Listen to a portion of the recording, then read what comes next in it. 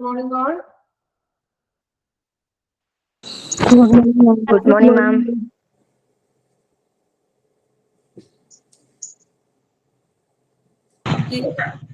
Ma'am. Then class കുറച്ച് പേരായിട്ടാണല്ലോ strength Monday ആയതുകൊണ്ടാണോ?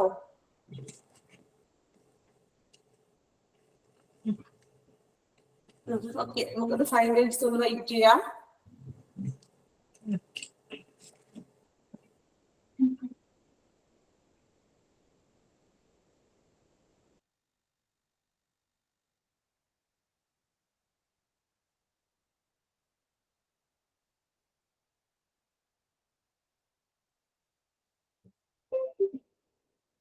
Okay, നമുക്ക് class start ചെയ്യാം.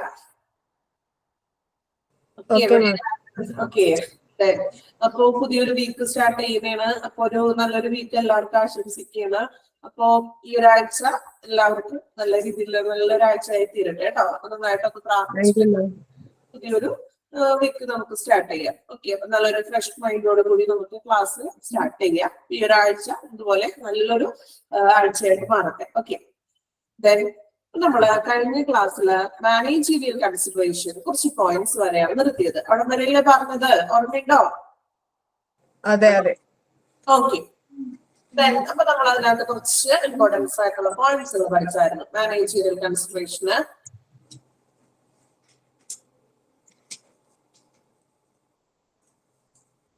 ഓക്കെ, അപ്പോ മാനേജീരിയൽ കൺസിഡറേഷൻസിൽ മെയിൻ ആയിട്ട് നമ്മൾ പറഞ്ഞത് public relation, warm, respect, minimum waiting, cleanliness, good ambience, candid, patient hearing, ventilation, water supply and OPD timings. ഇത്രയും കാര്യങ്ങളാണ് നമ്മൾ അതിൽ ഉൾപ്പെടുന്നതായിട്ട് പറഞ്ഞത് അല്ലെ.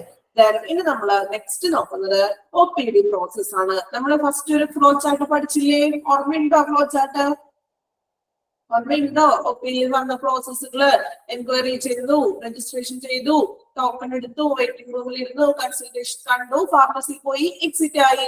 ഓർമ്മയുണ്ടോ? കഴിഞ്ഞ ക്ലാസ്സിൽ പഠിച്ചതാ.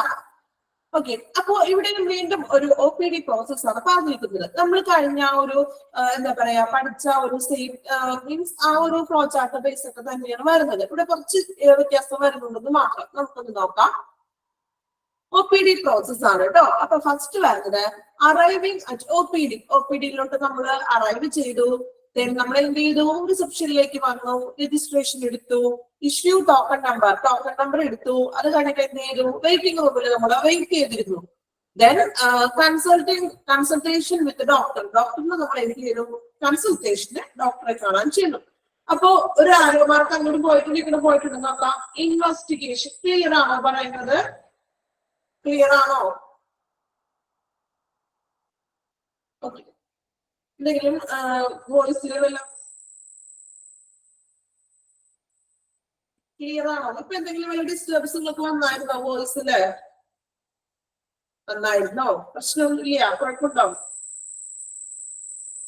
ഓക്കെ. Sound okay. വോയിസ് എന്തെങ്കിലും ബ്രേക്ക് ആവണോ അങ്ങനെ എന്തെങ്കിലും ഉണ്ടെങ്കിൽ ഒന്ന് പറയണേ. ഓക്കെ, അപ്പൊ നമ്മൾ അറൈവിംഗ് OPDയിലേക്ക് അറൈവ് ചെയ്തു. അത് കഴിഞ്ഞിട്ട് നമ്മൾ എന്ത് ചെയ്തു? റിസപ്ഷനിലേക്ക് പോയി. റിസപ്ഷനിൽ പോയിട്ട് നമ്മൾ എന്ത് ചെയ്തു? രജിസ്ട്രേഷൻസ് കാര്യങ്ങൾ ചെയ്തു. അതുപോലെ എന്ത് ചെയ്തു? ഇഷ്യൂ ഓഫ് ടോക്കൺ നമ്പർ അല്ലെ, ഇഷ്യൂ ടോക്കൺ നമ്പർ എടുത്തു. ദെൻ വെയിറ്റിംഗ് റൂമിൽ ഇരുന്നു. ശേഷം നമ്മൾ എന്ത് ചെയ്തു? ഡോക്ടറെ കൺസൾട്ടേഷന് കാണിക്കാനായിട്ട് പോയി. അത് കഴിഞ്ഞിട്ട് ഇൻവെസ്റ്റിഗേഷൻ പ്രൊസീജിയേഴ്സ് നടന്നു അല്ലെ. കുറച്ച് ഇൻവെസ്റ്റിഗേഷനും മറ്റും ടെസ്റ്റുകളൊക്കെ നടത്തി. ദെൻ ഡോക്ടർ എന്ത് ചെയ്തു? മെഡിക്കൽ ചീട്ട് കൊടുത്തു. ദെൻ നമ്മൾ എന്ത് ചെയ്തു? ആ ചീട്ടായിട്ട് റെഫറൽ സ്പെഷ്യലിന് വേണ്ടിയിട്ട് മെഡിസിൻസ് വാങ്ങിക്കുന്നതിന് വേണ്ടിയിട്ട് എന്ത് ചെയ്തു? അറൈവിംഗ് അറ്റ് ഫാർമസിയിലേക്ക് പോയി. ഫാർമസിയിലേക്ക് പോയതിനു ശേഷം അവിടെയും ടോക്കൺ നമ്പർ ഒക്കെ ഉണ്ടാവും ഇല്ലേ? ഇപ്പൊ ഫാർമസിയിലും ടോക്കൺ നമ്പർ ഒക്കെ കൊടുക്കുന്ന ഒരു സിസ്റ്റം അവൈലബിൾ ആണ് ഇല്ലേ? നിങ്ങൾ പോയപ്പോൾ ശ്രദ്ധിച്ചിട്ടുണ്ടോ? അങ്ങനെ ഫാർമസിയിൽ പോയപ്പോ ടോക്കൺ നമ്പർ ഒക്കെ തന്നിട്ടുണ്ടോ? കിട്ടിയിട്ടുണ്ടോ? ടോക്കൺ നമ്പർ പിടിച്ചിരുന്നില്ലേ നമ്മള്? അപ്പൊ അവിടെ നമ്മളുടെ ആ ടോക്കൺ നമ്പർ വിളിക്കുമ്പോഴാണ് നമ്മൾ എന്ത് ചെയ്യാൻ പോകുന്നത്? മെഡിസിൻ വാങ്ങിക്കാൻ ചെല്ലുന്നത്. അപ്പൊ ഫാർമസിയിൽ പോയി അവിടെയും ഒരു ടോക്കൺ നമ്പർ കിട്ടി, അവിടെയും വെയിറ്റ് ചെയ്തിരുന്നു. ദെൻ മെഡിസിൻ കളക്ട് ചെയ്തു. നമ്മൾ എന്ത് ചെയ്തു? ഡിപ്പാർച്ചർ ചെയ്തു, മീൻസ് എക്സിറ്റ് ചെയ്തു, പുറത്തേക്ക് പോയി. അല്ലെ? നമ്മള് കഴിഞ്ഞ ക്ലാസ്സിൽ ആ ഒരു പഠിച്ച ഫ്ലോ ചാർട്ട് തന്നെയാണ് വരുന്നത്. പക്ഷെ ഇവിടെ ഒരു ഫാർമസി പോയിട്ട് അവിടെയും കൂടി ടോക്കൺ എടുത്ത് വെയിറ്റ് ചെയ്യുന്ന കാര്യം മാത്രം വരുന്നുള്ളൂ. ജസ്റ്റ് ഒന്ന് വായിച്ച് മനസ്സിലാക്കാം. ഒന്നും കൂടി പറയാം. നമ്മൾ OPD പ്രോസസ് ആണ്. OPDയിലേക്ക് നമ്മൾ അറൈവ് ചെയ്തു. നമ്മൾ എന്ത് ചെയ്തു? റിസപ്ഷനിലേക്ക് പോയി. അതിനുശേഷം രജിസ്ട്രേഷൻ ചെയ്തു, ടോക്കൺ നമ്പർ ഇഷ്യൂ ചെയ്തു, വെയിറ്റിംഗ് റൂമിലേക്ക് പോയി, വെയിറ്റിംഗ് റൂമിൽ ഇരുന്നു. എന്നിട്ട് എന്ത് ചെയ്തു? ഡോക്ടറെ കണ്ടു. അപ്പൊ ഇൻവെസ്റ്റിഗേഷനൊക്കെ വേണ്ടിയിട്ട് ഡോക്ടറെ കണ്ടു. ഡോക്ടറെ എന്ത് ചെയ്തു? ഇൻഷുറൻസ് ഓഫ് മെഡിക്കൽ ചീട്ട് നൽകി. ദെൻ റെഫറൽ സ്പെഷ്യലിന് വേണ്ടിയിട്ട് നമ്മൾ എവിടെ പോയി? ഫാർമസി പോയി. അവിടെ ചെന്നപ്പോൾ എന്താ? അവിടെയും ടോക്കൺ നമ്പർ അല്ലെ? അപ്പൊ ടോക്കൺ നമ്പർ എടുത്തു, പുറമെ വെയിറ്റ് ചെയ്തിരുന്നു. ദെൻ മെഡിസിൻസ് കിട്ടി അല്ലെ? കളക്ട് ചെയ്തു മെഡിസിൻ. അത് കഴിഞ്ഞിട്ട് എന്ത് ചെയ്തു? നമ്മള് ഡിപ്പാർച്ചർ ചെയ്ത് പുറത്തേക്ക് പോയി. ഓക്കെ, ക്ലിയർ ആയോ? എളുപ്പമാണ്. നമ്മൾ കഴിഞ്ഞ ഇതിൽ പഠിച്ചില്ലേ? ആ ഒരു സെയിം തന്നെയാണ്. വലിയ ബുദ്ധിമുട്ടൊന്നും ഇല്ല. ഇവിടെ ഫാർമസി പോയിട്ട് അവിടെയും ഒരു ടോക്കൺ നമ്പർ എടുത്ത് വെയിറ്റ് ചെയ്ത് ഇരിക്കുന്നുണ്ടെന്ന് മാത്രമേ ഉള്ളൂ. ഓക്കെ, നിങ്ങളൊന്ന് വായിക്കാം കേട്ടോ. ഇനി എല്ലാവരും ആ ഒരു ഫ്ലോ ചാർട്ട് നന്നായിട്ട് വായിക്കാം. വായിക്കുന്നതിന്റെ ഒപ്പം തന്നെ ചെയ്യാം, പഠിച്ചു പോവുക. ക്ലിയർ ആണോ നിങ്ങൾക്ക്? ഞാൻ പറയുന്നത് വോയിസ് എന്തെങ്കിലും മീൻസ് വോയിസ് കട്ടാവുന്നുണ്ടോ? ഉണ്ടോ? ബുദ്ധിമുട്ടുണ്ടോ? ഓക്കെ, നിങ്ങളൊന്ന് വായിച്ചോളൂട്ടോ. നോയിസ് ഉണ്ടല്ലേ? ഓക്കെ ഓക്കെ, ക്ലിയർ ചെയ്യാം കേട്ടോ. നിങ്ങളൊന്ന് വായിക്കണേ. ആ ഫ്ലോ ചാർട്ട് ഒന്ന് നല്ലപോലെ വായിക്കട്ടോ.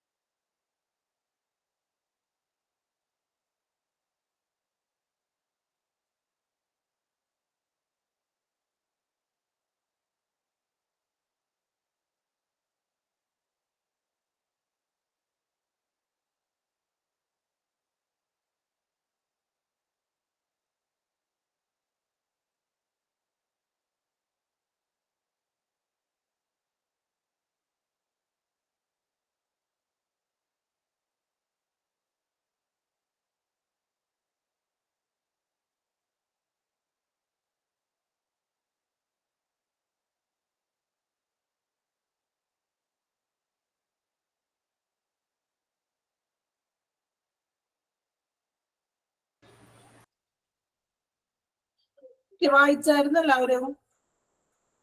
വായിച്ചോ? ഫ്ലോ ചാർട്ട് നോക്കിയില്ലേ? ഓക്കെ,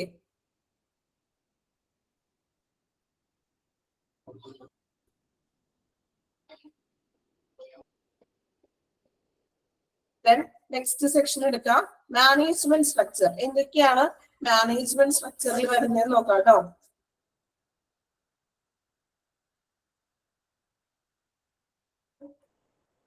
മാനേജ്മെന്റ് സ്ട്രക്ചർ 3 പോയിന്റ്സ് ആണ് വരുന്നത്. ഒന്ന് ജസ്റ്റ് ഒന്ന് വായിക്കാം കേട്ടോ.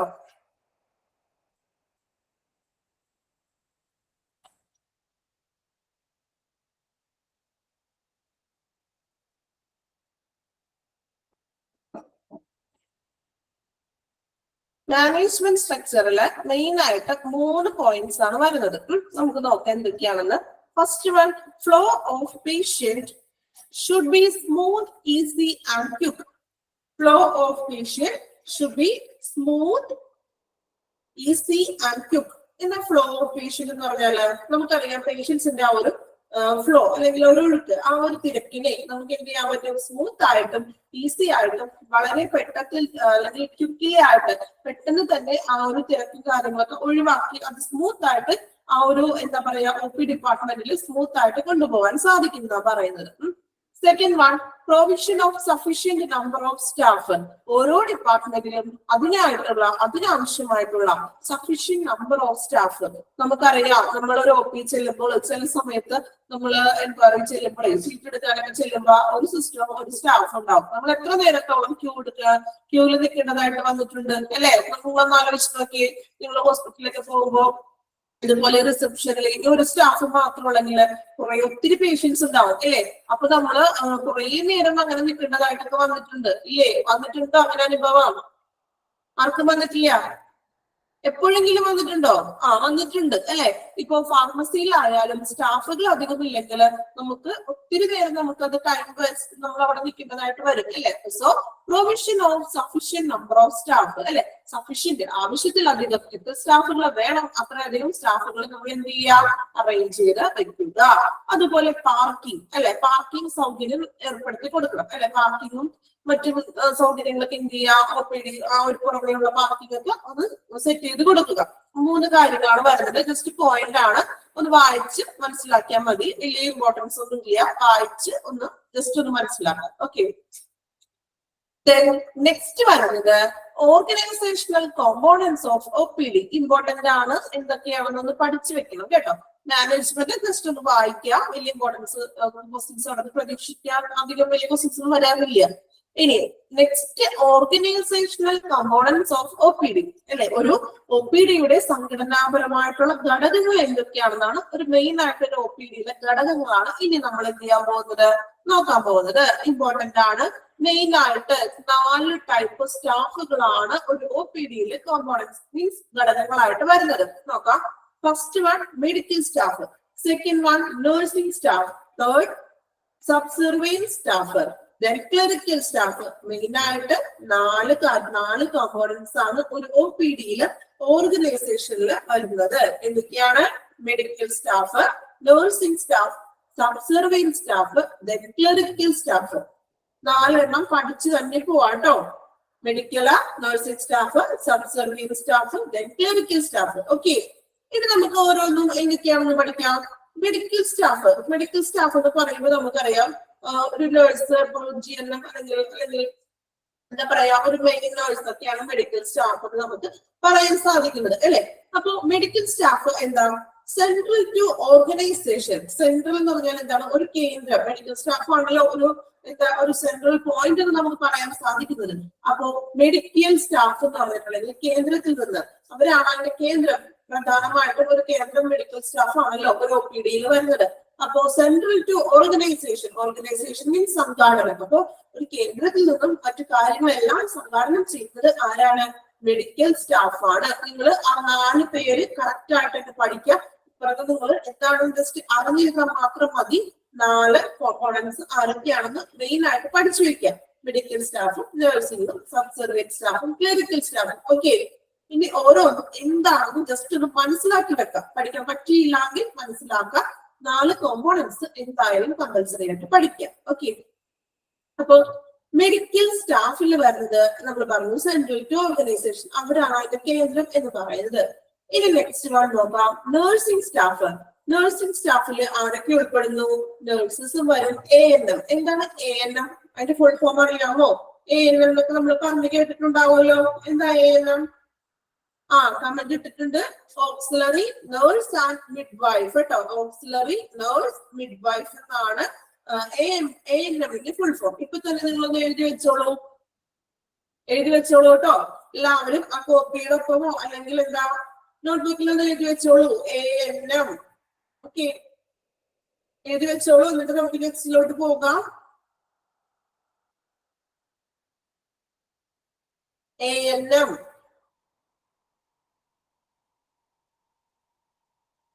Auxiliary nurse and midwife കേട്ടോ. Auxiliary nurse and midwife എഴുതി. എല്ലാവരും നമുക്കറിയാത്ത കാര്യങ്ങൾ എഴുതി വെക്കണം. എക്സാമിന് ചിലപ്പോൾ ചോദിക്കാം. ANM auxiliary nurse and mid wife.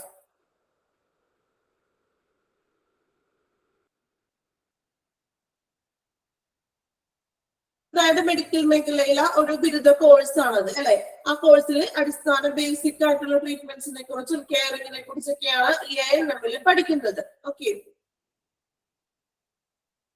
അപ്പോ nurse and ANM auxiliary nurse and mid wife ഏതൊക്കെ ചോദിച്ചാലും അറിഞ്ഞിരിക്കണം ANM എന്താണെന്ന്. നമുക്ക് ഒത്തിരി ഫുൾ ഫോമുകൾ കാര്യങ്ങൾ നമ്മൾ പഠിക്കുന്നുണ്ട് ഓരോ ചാപ്റ്ററിൽ. ഇപ്പൊ നിങ്ങൾക്ക് ഇതുവരെ നമ്മുടെ കഴിഞ്ഞ ചാപ്റ്ററുകളിലൊക്കെ തന്നെ നമ്മൾ കുറച്ച് ഏകദേശം എനിക്ക് തോന്നുന്നു ഒരു 10 എനിക്കറിയില്ല കുറച്ച് ഫുൾ ഫോമുകൾ നമ്മൾ പഠിച്ചു.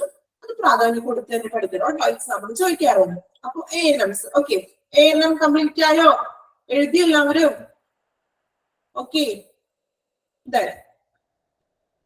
Next one subservient staff. എന്താണ് സബ്സെർവിയന്റ് സ്റ്റാഫ് എന്ന് വെച്ചാൽ? സബ്സെർവിയന്റ് മീനിങ് എന്താ? മലയാളത്തിൽ നമ്മൾ എന്താ പറയുക? സബ്സെർവിയന്റ് കേട്ടിട്ടുണ്ടോ? അധീനമായ എന്ന് വെച്ചാല് അതിൽ ഏതെങ്കിലും ഒന്നിലെ കേന്ദ്രീകൃതമായ അല്ലെങ്കിൽ അതിൽ മുഴുകിയിരിക്കുന്ന. ഇപ്പൊ ചില ഡിപ്പാർട്ട്മെന്റ് എക്സാമ്പിൾ ഒന്ന് നോക്കണേ. Radiology, laboratory and ECG. ഇപ്പോ റേഡിയോളജി ഡിപ്പാർട്ട്മെന്റിൽ നിൽക്കുന്ന നേഴ്സ് അവര് അതിൽ അധീനമായിട്ട് നിൽക്കുന്ന ഒരു നേഴ്സാണ് അല്ലെ. അവർ ചിലപ്പോ വേറൊരു ഡിപ്പാർട്ട്മെന്റിലേക്ക് പോകില്ല. അവരുടെ ഡ്യൂട്ടി റേഡിയോളജി ആണ്. അവർ അതിൽ എക്സ്പേർട്ട് ആയിട്ടുള്ള ഒരു പേഴ്സൺ ആണ് റേഡിയോളജിയിൽ നിൽക്കുന്നത്. അതുപോലെ ലബോറട്ടറിയില് ലാബിന്റെ പഠിച്ച ഒരു വ്യക്തി ആയിരിക്കും ലാബിൽ നിൽക്കുന്നത്. അവർക്ക് അതിലാണ് എക്സ്പീരിയൻസ് ഉള്ളത്. അവർക്ക് പോയിട്ട് എക്സ്റേ പോയിട്ട് നിൽക്കാൻ പറ്റുമോ? എക്സ്റേ പോയിട്ട് ചെയ്യാൻ പറ്റുമോ? പറ്റില്ല. അതുപോലെ ECGയുടെ സ്പെഷ്യലിസ്റ്റ് ആയിട്ടുള്ള അവർ പഠിച്ച കാര്യങ്ങളാണ് അവിടെ ചെയ്യുന്നത് അല്ലെ. അതില് പറ്റാത്ത വേറൊരു ഡിപ്പാർട്ട്മെന്റിലേക്ക് അവർക്ക് പോകാൻ പറ്റില്ല. അതാണ് സബ്സെർവിയന്റ് സ്റ്റാഫ് എന്ന് പറഞ്ഞാല് ആ ഒരു ഡിപ്പാർട്ട്മെന്റിൽ അധീനമായിട്ട് നിൽക്കുന്ന ഒരു സ്റ്റാഫ്. ഓക്കെ, ക്ലിയർ ആയോ? ഇപ്പൊ റേഡിയോളജി, ലബോറട്ടറി, ECGയിലൊക്കെ അതില് സ്പെഷ്യലിസ്റ്റ് ആയിട്ടുള്ള ഒരു വ്യക്തി ഉണ്ടാകും അല്ലെ. അവരെല്ലായിടത്തും ഓടി നടക്കാറുണ്ടോ? എല്ലാ ഡിപ്പാർട്ട്മെന്റിലും പോകാറുണ്ടോ? അവര് പോകാറുണ്ടോ? നിങ്ങൾ കണ്ടിട്ടുണ്ടോ? ലാബിലെ നഴ്സുമാരെ ബാക്കി ഏതെങ്കിലും ഇഞ്ചക്ഷൻ മറ്റു ഡിപ്പാർട്ട്മെന്റുകളിൽ അങ്ങനെ വർക്ക് ചെയ്യാറുണ്ടോ? ഇല്ല അല്ലെ. അതായത് അവരുടെ ഫീൽഡ് ഏതാണോ ആ ഒരു ഫീൽഡിലാണ് ഉറച്ചു നിൽക്കുന്നത് അല്ലെ. അപ്പൊ അതിനെയാണ് സബ്സെർവിയന്റ് സ്റ്റാഫ് എന്നതുകൊണ്ട് ഉദ്ദേശിക്കുന്നത്. ഇപ്പൊ ക്ലിയർ ആയില്ലേ? കുഴപ്പമില്ലല്ലോ? മനസ്സിലായോ? Okay. Then last one clerical staff. Clerical staff എന്ന് പറഞ്ഞാൽ എന്താണ്? ക്ലറിക്കൽ ഡ്യൂട്ടീസ് കാര്യങ്ങളൊക്കെ കൈകാര്യം ചെയ്യുന്നത് അല്ലെ. ഇപ്പൊ റെക്കോർഡുകളൊക്കെ അപ്ഡേറ്റ് ചെയ്യുന്നതും പിന്നെന്താണ് മീറ്റിംഗ്സും കാര്യങ്ങളൊക്കെ ഷെഡ്യൂൾ ചെയ്യുക, അങ്ങനെയുള്ള ക്ലറിക്കൽ ഡ്യൂട്ടീസ് ആണ് ക്ലറിക്കൽ സ്റ്റാഫുകൾ ചെയ്യുന്നത്. ഓക്കെ, അപ്പോ നമ്മൾ പറഞ്ഞു ഒരു OPDയിലെ ഓർഗനൈസേഷണൽ കോമ്പോണൻസ് എന്ന് പറയുന്നത് മെയിൻ ആയിട്ടും 4 കോമ്പോണൻസ് ആണ്. എന്തൊക്കെയാണ്? Medical staff, nursing staff, subservient staff, clerical staff. Okay, ഇപ്പൊ തന്നെ പഠിച്ചു പോവാ. ക്ലിയർ ആയോ? പെട്ടെന്നൊന്ന് വായിച്ചു നോക്കാം കേട്ടോ. എന്നിട്ട് നെക്സ്റ്റ് ഭാഗത്തേക്ക് പോവാം. ഓക്കെ, മാനേജ്മെന്റ് സ്ട്രക്ചർ വായിക്കാം, ഓർഗനൈസേഷണൽ കോമ്പോണൻസ് വായിക്കാം. വായിച്ചു നോക്കിക്കോളൂ കേട്ടോ. കോമ്പോണൻസ് 4 പേരുകൾ കൃത്യമായിട്ട് പഠിക്കാം. അപ്പുറത്തത് ജസ്റ്റ് ഒന്ന് അറിഞ്ഞു വെച്ചാൽ മതി. ANM പഠിക്കണം, ഇമ്പോർട്ടന്റ് ആണ്. ECG ഫുൾ ഫോം അറിയാലോ? Electrocardiogram. അറിഞ്ഞില്ലാത്തവരാണെങ്കിൽ ഒന്ന് എഴുതി വെച്ചേക്കണേ.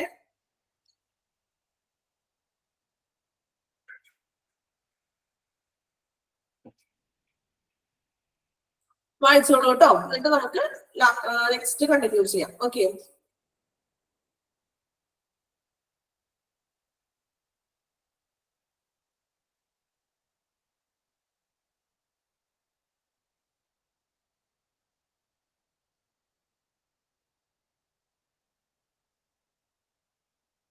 ECG electrocardiogram. ECG electrocardiogram. ANM എന്താണ്? Auxiliary nurse and മിഡ്വൈഫർ.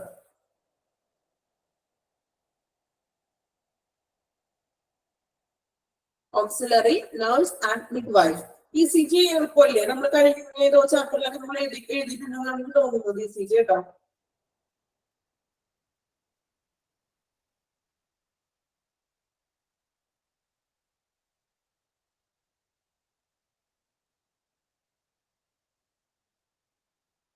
കമന്റ് ഇട്ടിട്ടുണ്ടോ നിങ്ങളുടെ ഫ്രണ്ട്സ്? Electro cardiogram.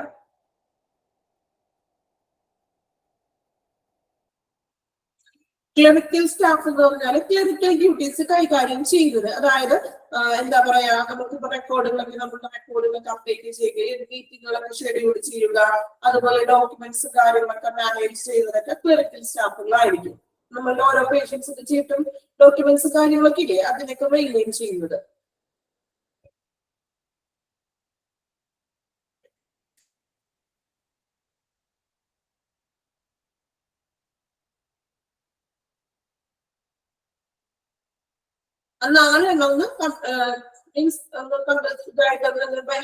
പഠിച്ചോളൂ കേട്ടോ. Medical, nursing, subservient, clerical. ഒരു സൈഡിൽ ഒരു ഷോർട്ട് ഫോം പോലെയൊക്കെ ഒന്ന് എഴുതിയിട്ടുള്ളൂ. ഫസ്റ്റ് ലെറ്റർ ഒന്ന് എഴുതിയിട്ടെ സൈഡില്. MNSC എന്നൊക്കെ ഒന്ന് എഴുതിയിടും. എളുപ്പം പഠിക്കാൻ വേണ്ടിയിട്ടാണ് കേട്ടോ.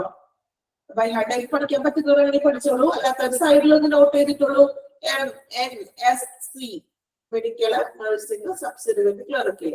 ഓക്കെ, MNSC എഴുതിട്ടോ, പഠിക്കാൻ പെട്ടെന്ന് എളുപ്പത്തിൽ പറഞ്ഞതാണ്. ഓക്കെ, MNSC അപ്പൊ നമുക്ക് കിട്ടൂലേ ഏകദേശം? ബൈഹാർട്ട് ചെയ്ത് മറന്നു പോവുകയാണെങ്കിലും MNSC ഓർത്തിരുന്നാൽ മതി, പെട്ടെന്ന് തന്നെ കിട്ടും. M എന്ന് പറഞ്ഞ മെഡിക്കലാണ് നമുക്കറിയാം, N വരുന്നത് നഴ്സ് ആയിരിക്കും, S സബ്സർവേറ്റർ, C ക്ലറിക്കൽ ആണ്. ഓക്കെ, ബൈഹാർട്ട് ചെയ്യുമ്പോൾ ചിലപ്പോ ഏതെങ്കിലും ബൈ ചാൻസ് ഒരെണ്ണം മറന്നു പോകും അല്ലേ? അപ്പൊ അങ്ങനെ മറക്കാണ്ടിരിക്കാൻ ആ കോഡൊന്നും ഉപയോഗിച്ചോളൂ, MNSC.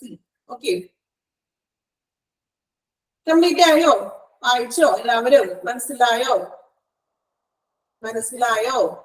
കുഴപ്പമില്ലല്ലോ, എളുപ്പം വായിച്ച് മനസ്സിലാക്കാവുന്ന ഭാഗമാണ്, വലിയ ബുദ്ധിമുട്ടില്ല കേട്ടോ. നെക്സ്റ്റ് നമ്മൾ ഇന്ന് നോക്കുന്നത് പ്രോബ്ലംസ് അറ്റ് OPD. OPD-യിൽ സംഭവിക്കുന്ന പ്രശ്നങ്ങൾ എന്തൊക്കെയാണ്, OPD-യിലെ പ്രോബ്ലംസ് എന്തൊക്കെയാണെന്നാണ് നമ്മൾ ഇനി നോക്കാൻ പോകുന്നത്. നമുക്ക് നോക്കാം ഓരോ പോയിന്റ്, ഓരോ പ്രോബ്ലംസ് എന്തൊക്കെയാണെന്ന് നമുക്ക് ഡിസ്കസ് ചെയ്യാം കേട്ടോ. Okay, first one, insufficient number of doctors. അതായത് എന്താണ്? ഡോക്ടേഴ്സിന്റെ അഭാവം അല്ലെ? സഫീഷ്യന്റ് അതായത് കുറവ്, ഡോക്ടറുടെ എണ്ണത്തിലുള്ള കുറവുകൾ എന്തൊക്കെയാണ് നോക്കാം. അതൊരു വലിയ പ്രശ്നം തന്നെയാണ് അല്ലെ? ഇപ്പൊ എനിക്ക് തോന്നുന്നു കൂടുതലും ഈ ഗവൺമെന്റ് ഹോസ്പിറ്റലിലൊക്കെ ആയിരിക്കും ചിലപ്പോ ഒരു ഡോക്ടർക്ക് ഉണ്ടാവുള്ളൂ. ഈ ഒരാളെ കാണാൻ വേണ്ടിയിട്ട് എത്രത്തോളം ആളുകൾ ക്യൂവിൽ നിൽക്കേണ്ടതായിട്ട് വരും. നിന്ന് കുറെ പേരൊക്കെ പോകും അവസാനം, ഇല്ലേ? നമ്മൾ കണ്ടിട്ടുണ്ടോ? ജനറൽ ഹോസ്പിറ്റലിലൊക്കെ എനിക്ക് തോന്നുന്നത് കൂടുതലായിട്ട് അങ്ങനെയൊക്കെ സംഭവിക്കുന്നത്, ഇല്ലേ? നമ്മൾ ഉച്ച വരെ ചിലപ്പോൾ നിൽക്കേണ്ടതായിട്ട് വരും. നിന്ന് ചിലപ്പോൾ നിൽക്കാനുള്ള സിറ്റുവേഷൻ ആയിരിക്കില്ല നമുക്ക്, അല്ലെ? നമ്മുടെ രോഗത്തിന്റെ അവസ്ഥ ചിലപ്പോൾ ഒട്ടും എന്താ പറയാ നിൽക്കാനുള്ള ഒരു ഇതിലായിരിക്കില്ല. അത്രയും മോശം സിറ്റുവേഷനിലായിരിക്കും നമ്മൾ ചെന്നേക്കുന്നത്. അതിന്റെ ഇടയ്ക്ക് ഇത്രയും ക്യൂ കൂടെ നിൽക്കുമ്പോൾ ഒരു അവസ്ഥ ആലോചിച്ച് നോക്കി. എന്ത് ചെയ്യും? നിന്ന് കുറെ പേരെ ഉച്ചയാവുമ്പോൾ വീട്ടിലേക്ക് പോകും, ഇല്ലേ? അതെ, ഇപ്പൊ എന്റെ സിറ്റുവേഷൻ ഓക്കെ, ഓൾറെഡി ആള് ഹോസ്പിറ്റലിലാണോ? ഓക്കെ, ഹോസ്പിറ്റലിൽ നിൽക്കുകയാണെന്ന് പറഞ്ഞിട്ടോ കേട്ടോ. ഫസ്റ്റ് എക്സാമിന് ഇപ്പൊ നമുക്ക് ആള് തന്നെ മാറിയിട്ടുണ്ട് അല്ലെ? അപ്പൊ നമുക്ക് അതൊരു എന്താ ഒരു ഒരു ജനറൽ പ്രോബ്ലം തന്നെയാണ്, കോമൺ ആയിട്ടുള്ളൊരു 145 ടോക്കൺ നമ്പർ. ഇപ്പൊ എത്രാമത്തെ കയറിയെന്ന് അറിയോ? എത്രാമത്തെ പേഷ്യന്റെ കയറിയിരിക്കുന്നത് അറിയില്ല. ഓക്കെ, അപ്പൊ ഇതൊരു ഏറ്റവും ജനറൽ ആയിട്ടുള്ള ഒരു പ്രോബ്ലം ആണ് അല്ലെ? നമുക്ക് ഒത്തിരി ഡോക്ടേഴ്സിന്റെ ഇപ്പൊ ഫസ്റ്റ് നമ്പർ കയറിയിട്ടുള്ളൂ കേട്ടോ. അപ്പൊ കുഴപ്പമില്ല, ഉച്ചയാകുമ്പോഴേക്കും കയറാട്ടോ, പേടിക്കില്ല. ഓക്കെ, അപ്പൊ ഇതാണ് നമ്മളുടെ ഒരു അവസ്ഥ അല്ലെ? ഞാൻ പറഞ്ഞത് ഇപ്പൊ നമുക്ക് ഇതേ ഒരാളിപ്പോ എന്താ പറയാ തെളിവായിട്ട് എന്തെങ്കിലും നിൽക്കുകയെന്ന് പറഞ്ഞ ആളുടെ ഒരു എക്സ്പീരിയൻസ് ഇപ്പൊ പറഞ്ഞു, ആളുകൾ നിൽക്കുകയാണ് വെയിറ്റ് ചെയ്ത്. അപ്പൊ ഇതൊരു മെയിൻ ആയിട്ടുള്ള ഒരു ജനറൽ പ്രോബ്ലം ആണ് അല്ലെ? അപ്പൊ നോക്കി, ഇൻസഫിഷ്യന്റ് നമ്പർ ഓഫ് ഡോക്ടേഴ്സ് എന്താ പറയുന്നത് നോക്കാം. It is found that there are large number of patients waiting in front of the doctor's room. അല്ലെ? ഇപ്പൊ ആള് പറഞ്ഞ പോലെ ഒത്തിരി പേര് ലാർജ് നമ്പർ ഓഫ് പേഷ്യൻസ് ഡോക്ടേഴ്സിന്റെ റൂമിന്റെ ഫ്രണ്ടിൽ വെയിറ്റ് ചെയ്ത് നിൽക്കുകയാണ്. This is mainly due to insufficient number of doctors. ഇതിന്റെ കാരണം എന്താണ്? ഡോക്ടർ ഇല്ല, ഡോക്ടറിന്റെ കുറവാണ്. ഒരു ഡോക്ടറുണ്ട്, കുറെ പേര് പുറത്ത് കാണാൻ നിൽക്കുന്നുണ്ട് അല്ലെ? This is mainly due to insufficient number of doctors to serve as a compared to the number of patients who arrive at the clinic. അല്ലെ? എത്രത്തോളം പേഷ്യൻസ് വരുന്നുണ്ടോ അതിന്റെ ഒരു കമ്പയർ ചെയ്ത് പോലെ ഇരിക്കാനുള്ള ഒരു ഡോക്ടർ ഇല്ലാന്ന്. ഇപ്പൊ ഒരു 100-300 പേഷ്യൻസ് ഉണ്ടെങ്കിൽ മിനിമം ഒരു 2 ഡോക്ടറെങ്കിലും വേണ്ട ഇത്രയും പേഷ്യൻസിനെ നോക്കണ്ടേ? ഇപ്പൊ നമ്മളുടെ പേര് ഞാൻ ശ്രദ്ധിച്ചില്ല, ആളുടെ 145 നമ്പറാണെന്ന് പറഞ്ഞു അല്ലെ? അപ്പൊ ഈ ഒരു ഡോക്ടറാണ് ഇരിക്കുന്നത്. ഇപ്പൊ ഫസ്റ്റ് നമ്പർ കയറിയിട്ടുള്ളൂ. അപ്പൊ എത്രത്തോളം ഒരാൾ കയറുമ്പോൾ എനിക്ക് തോന്നുന്നു മിനിമം ഒരു 10 മിനിറ്റെങ്കിലും എടുക്കുകയോ ഒരാളെ നോക്കാനും ചികിത്സിക്കാനും. ഓരോരുത്തരുടെ ഇതനുസരിച്ചിട്ട് 10 മിനിറ്റോ 15 മിനിറ്റോളം ഇരിക്കും. ഈ ഒരു നമ്മളുടെ ഡോക്ടർ നമ്പർ ആവാൻ വേണ്ടി എത്ര ടൈം നമ്മൾ അവിടെ ഇരിക്കേണ്ടതായിട്ട് വരും?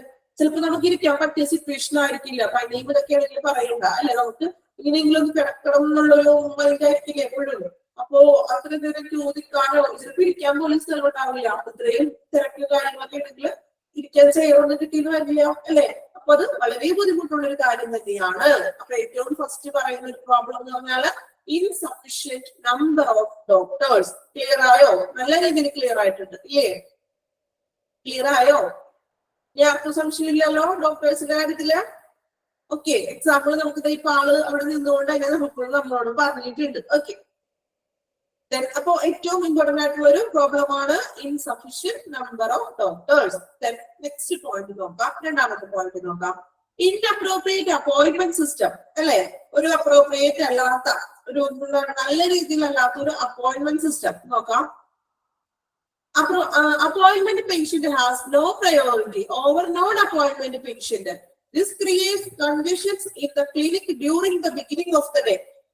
നമുക്കറിയാം നമ്മളെ ഹോസ്പിറ്റലിൽ പോകുമ്പോഴേ ചിലപ്പോൾ നമ്മൾ ഓൾറെഡി നേരത്തെ ബുക്ക് ചെയ്യും അല്ലെ, തലേ ദിവസം വിളിച്ചിട്ടോ അങ്ങനെ ബുക്ക് ചെയ്തിട്ട് വരുന്ന പേഷ്യൻസ് ഉണ്ടാവും. അതുപോലെ തന്നെ എന്താണ് ബുക്കിംഗ് ചെയ്യാണ്ട് രാവിലെ തന്നെ വന്ന് ചീട്ട് എടുക്കുന്ന പേഷ്യൻസ് ഉണ്ട് അല്ലെ. അപ്പൊ ചില ടൈമില് നമ്മൾ ചെന്നിരിക്കുമ്പോഴേ ചിലപ്പോ ബുക്ക് ചെയ്ത ആൾ എത്തിയിട്ടുണ്ടാവില്ല, ചിലപ്പോ നമ്മൾ അതിക്ക് മുന്നേ രാവിലെ തന്നെ വന്നിരിക്കുന്ന പേഷ്യൻസ് ഒക്കെ ഉണ്ടാവും. അപ്പൊ അങ്ങനെയുള്ള പേഷ്യൻസുകൾ തമ്മിൽ ഒരു പ്രശ്നം വരും. ചിലപ്പോ ഞങ്ങൾ രാവിലെ വന്നിട്ട് ഞങ്ങൾ ഇത്ര നേരമായി, ഞങ്ങളിപ്പോ 6 മണിക്ക് തുടങ്ങി വന്നിരിക്കുകയാണ് കാണാനായിട്ട്. അപ്പൊ മറ്റേ പേഷ്യൻസ് പറയുമ്പോൾ എന്താ പറയാ, ഞാൻ ഓൾറെഡി ബുക്കിംഗ് ചെയ്തതാണ് അല്ലെ. അപ്പൊ അങ്ങനെ തമ്മിലൊരു പ്രശ്നങ്ങളും കാര്യങ്ങളും മറ്റും സംഭവിക്കാം. അതെന്തുകൊണ്ടാണ്? ഒരു അപ്പോയിന്റ്മെന്റ് സിസ്റ്റത്തിലുള്ള ഒരു ഇൻഅപ്രോപ്രിയേറ്റ് ആയതുകൊണ്ടാണ്. അവര് കറക്റ്റ് ആയിട്ടുള്ള അപ്പോയിന്റ്മെന്റ് ചെയ്തിട്ടില്ല. അതുകൊണ്ടാണ് ഇങ്ങനെയുള്ള ഒരു പ്രശ്നം ആ ഒരു ഡ്യൂറിംഗ് ദ ബിഗിനിങ് ഡേ, ഒരു ഡേ തുടങ്ങുമ്പോൾ തന്നെ ഇങ്ങനെയുള്ള ഒരു അഡ്മിഷന്റെ പ്രശ്നങ്ങൾ വരുന്നത്. അങ്ങനെ എപ്പോഴെങ്കിലും സംഭവിച്ചിട്ടുണ്ട് ആർക്കെങ്കിലും കൂട്ടത്തില്?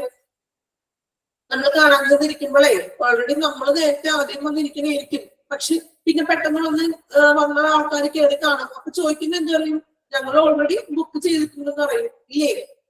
അങ്ങനെ അനുഭവം ഉണ്ടോ? ഉണ്ടോ? നിങ്ങളെല്ലാം ഭയങ്കര പക്ക പ്രോപ്പർ ആയിട്ട് കയറുന്ന ആൾക്കാരാണോ?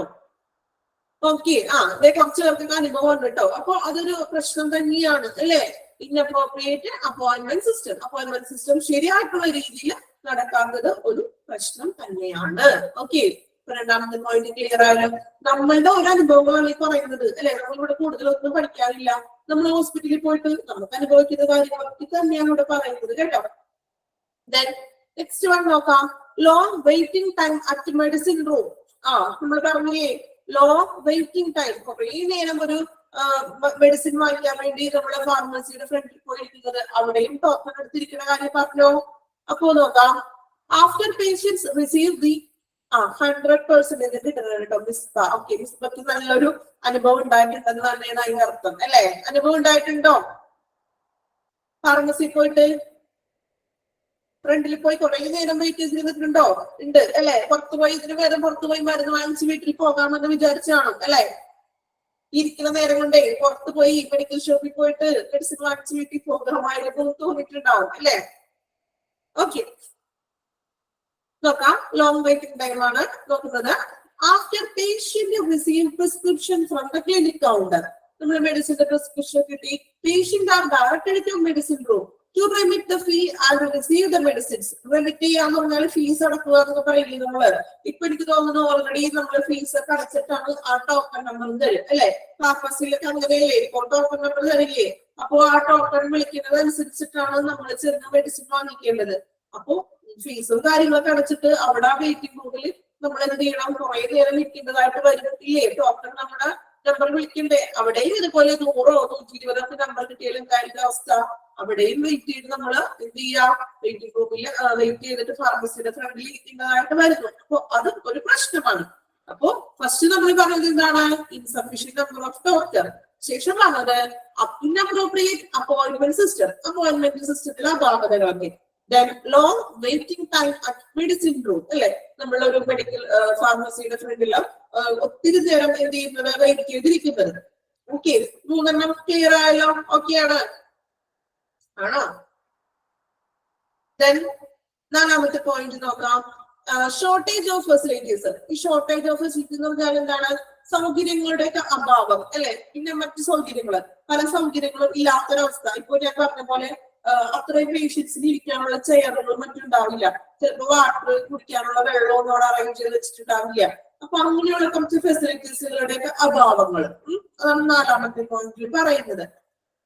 അഞ്ചാമത്തെ പോയിന്റ് നോക്കാം, insufficient training of medical personnel concerning ambulatory care. Ambulatory കെയറിൽ ഒരു ട്രെയിനിങ് ഒന്നും ഇല്ലാത്ത ഇൻസഫിഷ്യന്റ് ട്രെയിനിങ് ആയിട്ടുള്ള മെഡിക്കൽ സ്റ്റാഫുകൾ. ആംബുലേറ്ററി കെയർ വെച്ചാൽ എന്താ, ഓർമ്മയുണ്ടോ പറഞ്ഞത്? മീൻസ് നമ്മള് ഒരു ആള് ഹോസ്പിറ്റലിൽ അഡ്മിറ്റഡ് ആയി കഴിയുമ്പോൾ ഞാൻ പറഞ്ഞപ്പോ സർജറിക്ക് മറ്റും കഴിയുമ്പോഴൊക്കെ നമ്മൾ ആളെ കൊണ്ട് നടത്തുകയൊക്കെ ചെയ്യും. അങ്ങനെയുള്ള കുറച്ച് കാര്യങ്ങളൊക്കെ നമുക്ക് ആ ഒരു അഡ്മിറ്റഡ് ടൈമില് കാര്യങ്ങളൊക്കെ കുറച്ച് ചെയ്തൊക്കെ കൊടുക്കില്ല, ഒരു കെയറിങ്ങും കാര്യങ്ങളും കൊടുക്കുന്നത്. അപ്പോ ഇൻസഫിഷ്യന്റ് ട്രെയിനിങ് ഓഫ്, അതായത് അധികം ട്രെയിനിങ് ഒന്നും ലഭിക്കാത്ത മെഡിക്കൽ സ്റ്റാഫുകളുടെ ഒരു പ്രശ്നം അല്ലെ.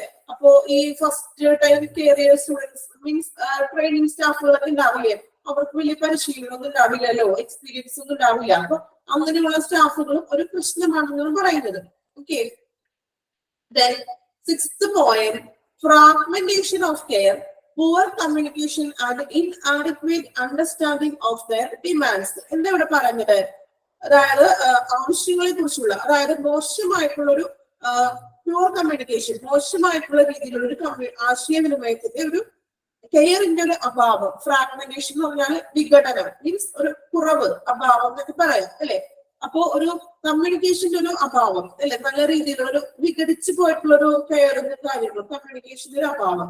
അതുപോലെ തന്നെ inadequate understanding of their demands, ഇപ്പൊ പേഷ്യൻസിന്റെ ഡിമാൻഡ്സ് മനസ്സിലാക്കാതെയുള്ള പെരുമാറ്റങ്ങളും അങ്ങനെയുള്ള നല്ല രീതിയിലല്ലാത്തൊരു പെരുമാറ്റവും, അതുപോലെ തന്നെ എന്താ അവരുടെ ഡിമാൻഡ്സുകൾ മനസ്സിലാക്കാതിരിക്കുന്ന ഒരു അവസ്ഥ, അതും ഒരു ജനറൽ പ്രോബ്ലം ആണ്. ഓക്കെ, കമ്മ്യൂണിക്കേഷൻ, അതായത് പൂർ കമ്മ്യൂണിക്കേഷൻ, നല്ല രീതിയിലുള്ള ആശയവിനിമയം ഇല്ല. ഫ്രാഗ്മെന്റേഷൻ ഓഫ് കെയർ എന്ന് പറഞ്ഞാൽ വിഘടിച്ചു പോവുക, മീൻസ് ഒരു ആശയവിനിമയത്തിന്റെ വിഘടനം, അതായത് നല്ല രീതിയിലുള്ള ഒരു ആശയവിനിമയം ഇല്ലാതെ വരുന്നത്. അതുപോലെ തന്നെ ഡിമാൻഡ്സ്, അവരുടെ എന്തൊക്കെയാണ് അവരുടെ ആവശ്യങ്ങള്, പേഷ്യൻസിന്റെ കാര്യങ്ങള് വ്യക്തമാക്കാത്ത ഒരു അവസ്ഥ. ഓക്കെ, നമ്മൾ കേട്ടിട്ടുണ്ട് ആള് പേഷ്യൻസിന്റെ എന്തൊക്കെയാണ് അവർക്ക് ആവശ്യങ്ങൾ വേണ്ടത് അതൊന്നും വ്യക്തമാക്കാത്ത ഒരു അവസ്ഥയിലാണ് നമ്മൾ ഈ ഫ്രാഗ്മെന്റേഷൻ ഓഫ് കെയർ എന്ന് ഉദ്ദേശിക്കുന്നത്. ഓക്കെ, സെവൻത്ത് പോയിന്റ് നോക്കാം. An organizational structure geared to traditional preference and needs to providers. An organizational structure, അതായത് എന്താ പറയുന്നത്, ദാതാക്കളുടെ, പ്രൊവൈഡേഴ്സ് എന്ന് പറഞ്ഞാൽ ദാതാക്കൾ, പേഷ്യൻസ്, അവരുടെ പരമ്പരാഗതമായിട്ടുള്ള മുൻഗണനയും ആവശ്യങ്ങൾക്കൊക്കെ ഒരു മാറ്റത്തിനുള്ളൊരു എന്താ പറയാ ഒരു സംഘടന, ഒരു സംഘാടന, മീൻസ് എന്താണ് പറയുന്നത്, ഒരു ഓർഗനൈസേഷണൽ സ്ട്രക്ചർ കൊണ്ടുവരാത്തൊരവസ്ഥ. അതായത് ഓരോ പേഷ്യൻസിന് ചിലപ്പോ അവർക്ക് പരമ്പരാഗതമായിട്ടുള്ള ട്രഡീഷണലും അങ്ങനെയുള്ള പ്രിഫറൻസ് ഒക്കെ കൊടുക്കുക, മുൻഗണനയൊക്കെ കൊടുക്കാൻ, അങ്ങനെ കൊടുക്കാതെ വരുന്നത് ഒരു പ്രോബ്ലം ആണ്. പോയിന്റ്സ് പഠിച്ചു വെക്കാം കേട്ടോ. Then last one, resistance to change. എന്താ റെസിസ്റ്റൻസ് ടു ചേഞ്ച് എന്ന് പറഞ്ഞാല് മാറ്റത്തിനുള്ള പ്രതിരോധങ്ങൾ അല്ലെ. ഓരോരോ ഒപ്പീനിയനും മറ്റു മാറ്റങ്ങളൊക്കെ കൊണ്ടുവരില്ലേ, കുറെ കാര്യങ്ങളൊക്കെ. അപ്പോൾ ചിലത് നമുക്കത് ഉൾക്കൊള്ളാൻ പറ്റാത്ത രീതിയിലുള്ള മാറ്റങ്ങളൊക്കെ കൊണ്ടുവരാം അല്ലെ. അപ്പോ അതും ഒരു ജനറൽ പ്രോബ്ലം ആണ്. മെയിൻ ആയിട്ട് 7 ജനറൽ പ്രോബ്ലം ആണ് നമ്മൾ പറയുന്നത്. First one, insufficient number of doctors, നമ്മൾ പറഞ്ഞ ഡോക്ടേഴ്സിന്റെ മറ്റു അഭാവം അല്ലെ. അതുപോലെ second one, inappropriate appointment system, appointment സിസ്റ്റത്തിൽ വരുന്ന ഒരു അപാകതകൾ. അതുപോലെ തന്നെ ഇപ്പോൾ നേരത്തെ വന്ന് ചീട്ടെടുത്ത് കയറുന്ന ആൾക്കാരും അങ്ങനെ വരുന്ന പ്രശ്നങ്ങൾ. Long term waiting time on medicine room, medicine റൂമിൽ ഒത്തിരി ടൈം നമ്മൾ എന്ത് ചെയ്യുന്നത്, വെയിറ്റ് ചെയ്തിരിക്കുന്ന ഒരു അവസ്ഥ. ദെൻ ഷോർട്ടേജ് ഓഫ് ഫെസിലിറ്റീസിന്റെ അഭാവങ്ങൾ അല്ലെ, സൗകര്യങ്ങളുടെ അഭാവം. Then insufficient training of medical, അധികം ട്രെയിനിങ് ഒന്നുമില്ലാത്ത മെഡിക്കൽ സ്റ്റാഫുകൾ. ദെൻ ആറാമത്തെ point, fragmentation of care, poor communication, അതായത് മോശമായിട്ടുള്ള ഒരു ആശയവിനിമയത്തിന്റെ ഒരു മീൻസ് കെയറിന്റെ ഒരു വിഘടനം, അതായത് നല്ല രീതിയിലുള്ള ഒരു കമ്മ്യൂണിക്കേഷൻ ഇല്ല. അതുകൊണ്ട് തന്നെ അവർക്ക് പേഷ്യൻസിന്റെ കാര്യങ്ങൾ ഡിമാൻഡ് അണ്ടർസ്റ്റാൻഡിങ് ചെയ്യാൻ പറ്റുന്നില്ല, മനസ്സിലാക്കാൻ പറ്റാത്തൊരു അവസ്ഥ.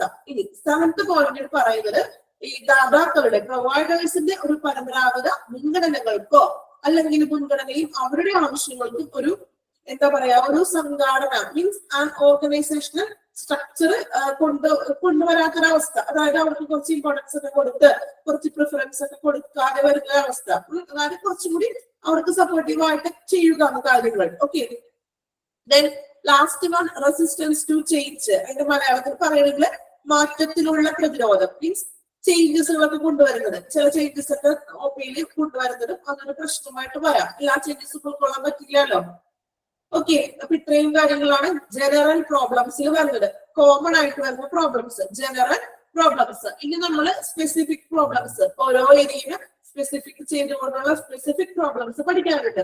ഓക്കെ, അപ്പൊ നിങ്ങൾ ഫസ്റ്റ് വൺ ജനറൽ പ്രോബ്ലംസ് ഒന്ന് വായിക്കാം കേട്ടോ. 7 പോയിന്റ് ഒന്ന് വായിക്കാം, വായിച്ചൊന്ന് മനസ്സിലാക്കാം.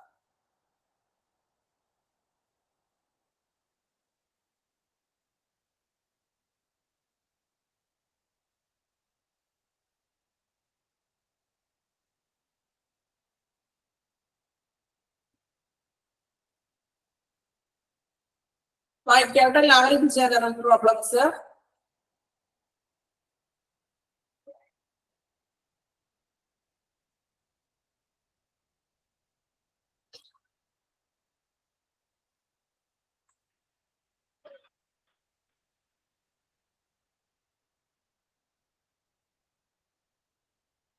എട്ട് പോയിന്റ്സ് ആണ് ജനറൽ പ്രോബ്ലംസ്. ഇതൊക്കെ നിങ്ങൾ ജസ്റ്റ് ഒന്ന് വായിച്ച് മനസ്സിലാക്കാവുന്നുള്ളൂ അല്ലെ, നമ്മൾക്ക് അറിയാവുന്ന കാര്യങ്ങളാണല്ലോ.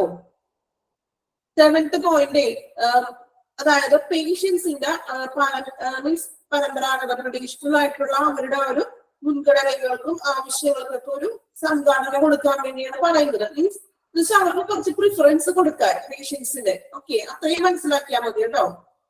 മുൻഗണന പ്രിഫറൻസ് കൊടുക്കുക. ഓക്കെ, നിങ്ങൾ അങ്ങനെ തന്നെ മനസ്സിലാക്കിയാൽ മതി, കുഴപ്പമില്ല. അത്ര വളച്ചൊടിച്ചിട്ടുള്ള രീതിയിലുള്ള ഒരു സെന്റൻസ് ആയതുകൊണ്ടാണ് നമുക്ക് അവിടെ ബുദ്ധിമുട്ട് വന്നത് കേട്ടോ.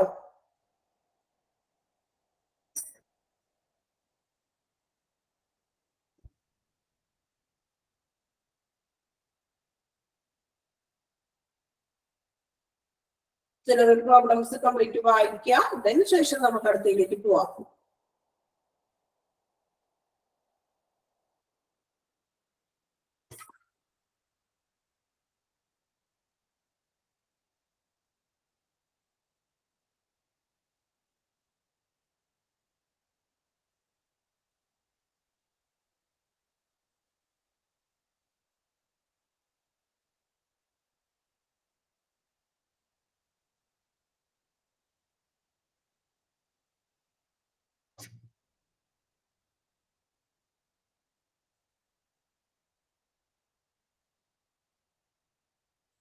ഇമ്പോർട്ടന്റ് ആണ്, മീൻസ് നിങ്ങൾക്ക് വായിച്ച് മനസ്സിലാക്കിയാൽ മതി. നമുക്ക് എന്തായാലും ഓപ്ഷൻ ഉണ്ടല്ലോ അല്ലെ, അപ്പൊ വായിച്ച് അത്യാവശ്യം വായിച്ചാൽ അറിയാം, ഓപ്ഷൻ കാണുമ്പോൾ അറിയാൻ പറ്റില്ലോ.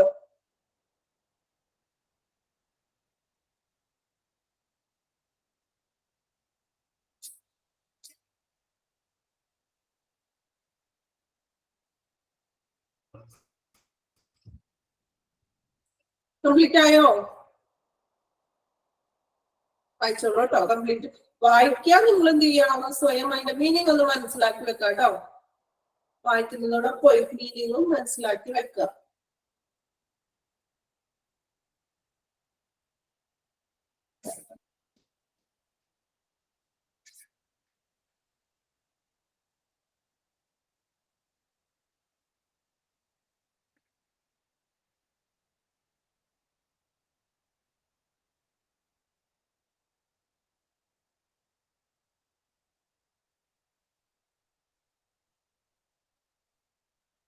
നമുക്ക് ആ ഫസ്റ്റ് സെന്റൻസ് കിട്ടിയാൽ തന്നെ പിന്നെ ഓക്കെ ആണല്ലോ. ഇൻസഫിഷ്യന്റ് നമ്പർ ഓഫ് ഡോക്ടേഴ്സ് എന്താണെന്ന് നമുക്കറിയാം. അതൊക്കെ നമുക്ക് മൈൻഡിൽ നമുക്ക് തന്നെ കോമണായിട്ട് അറിയാവുന്ന കുറച്ച് കാര്യങ്ങളൊക്കെ ഇല്ലേ. ഓക്കെ,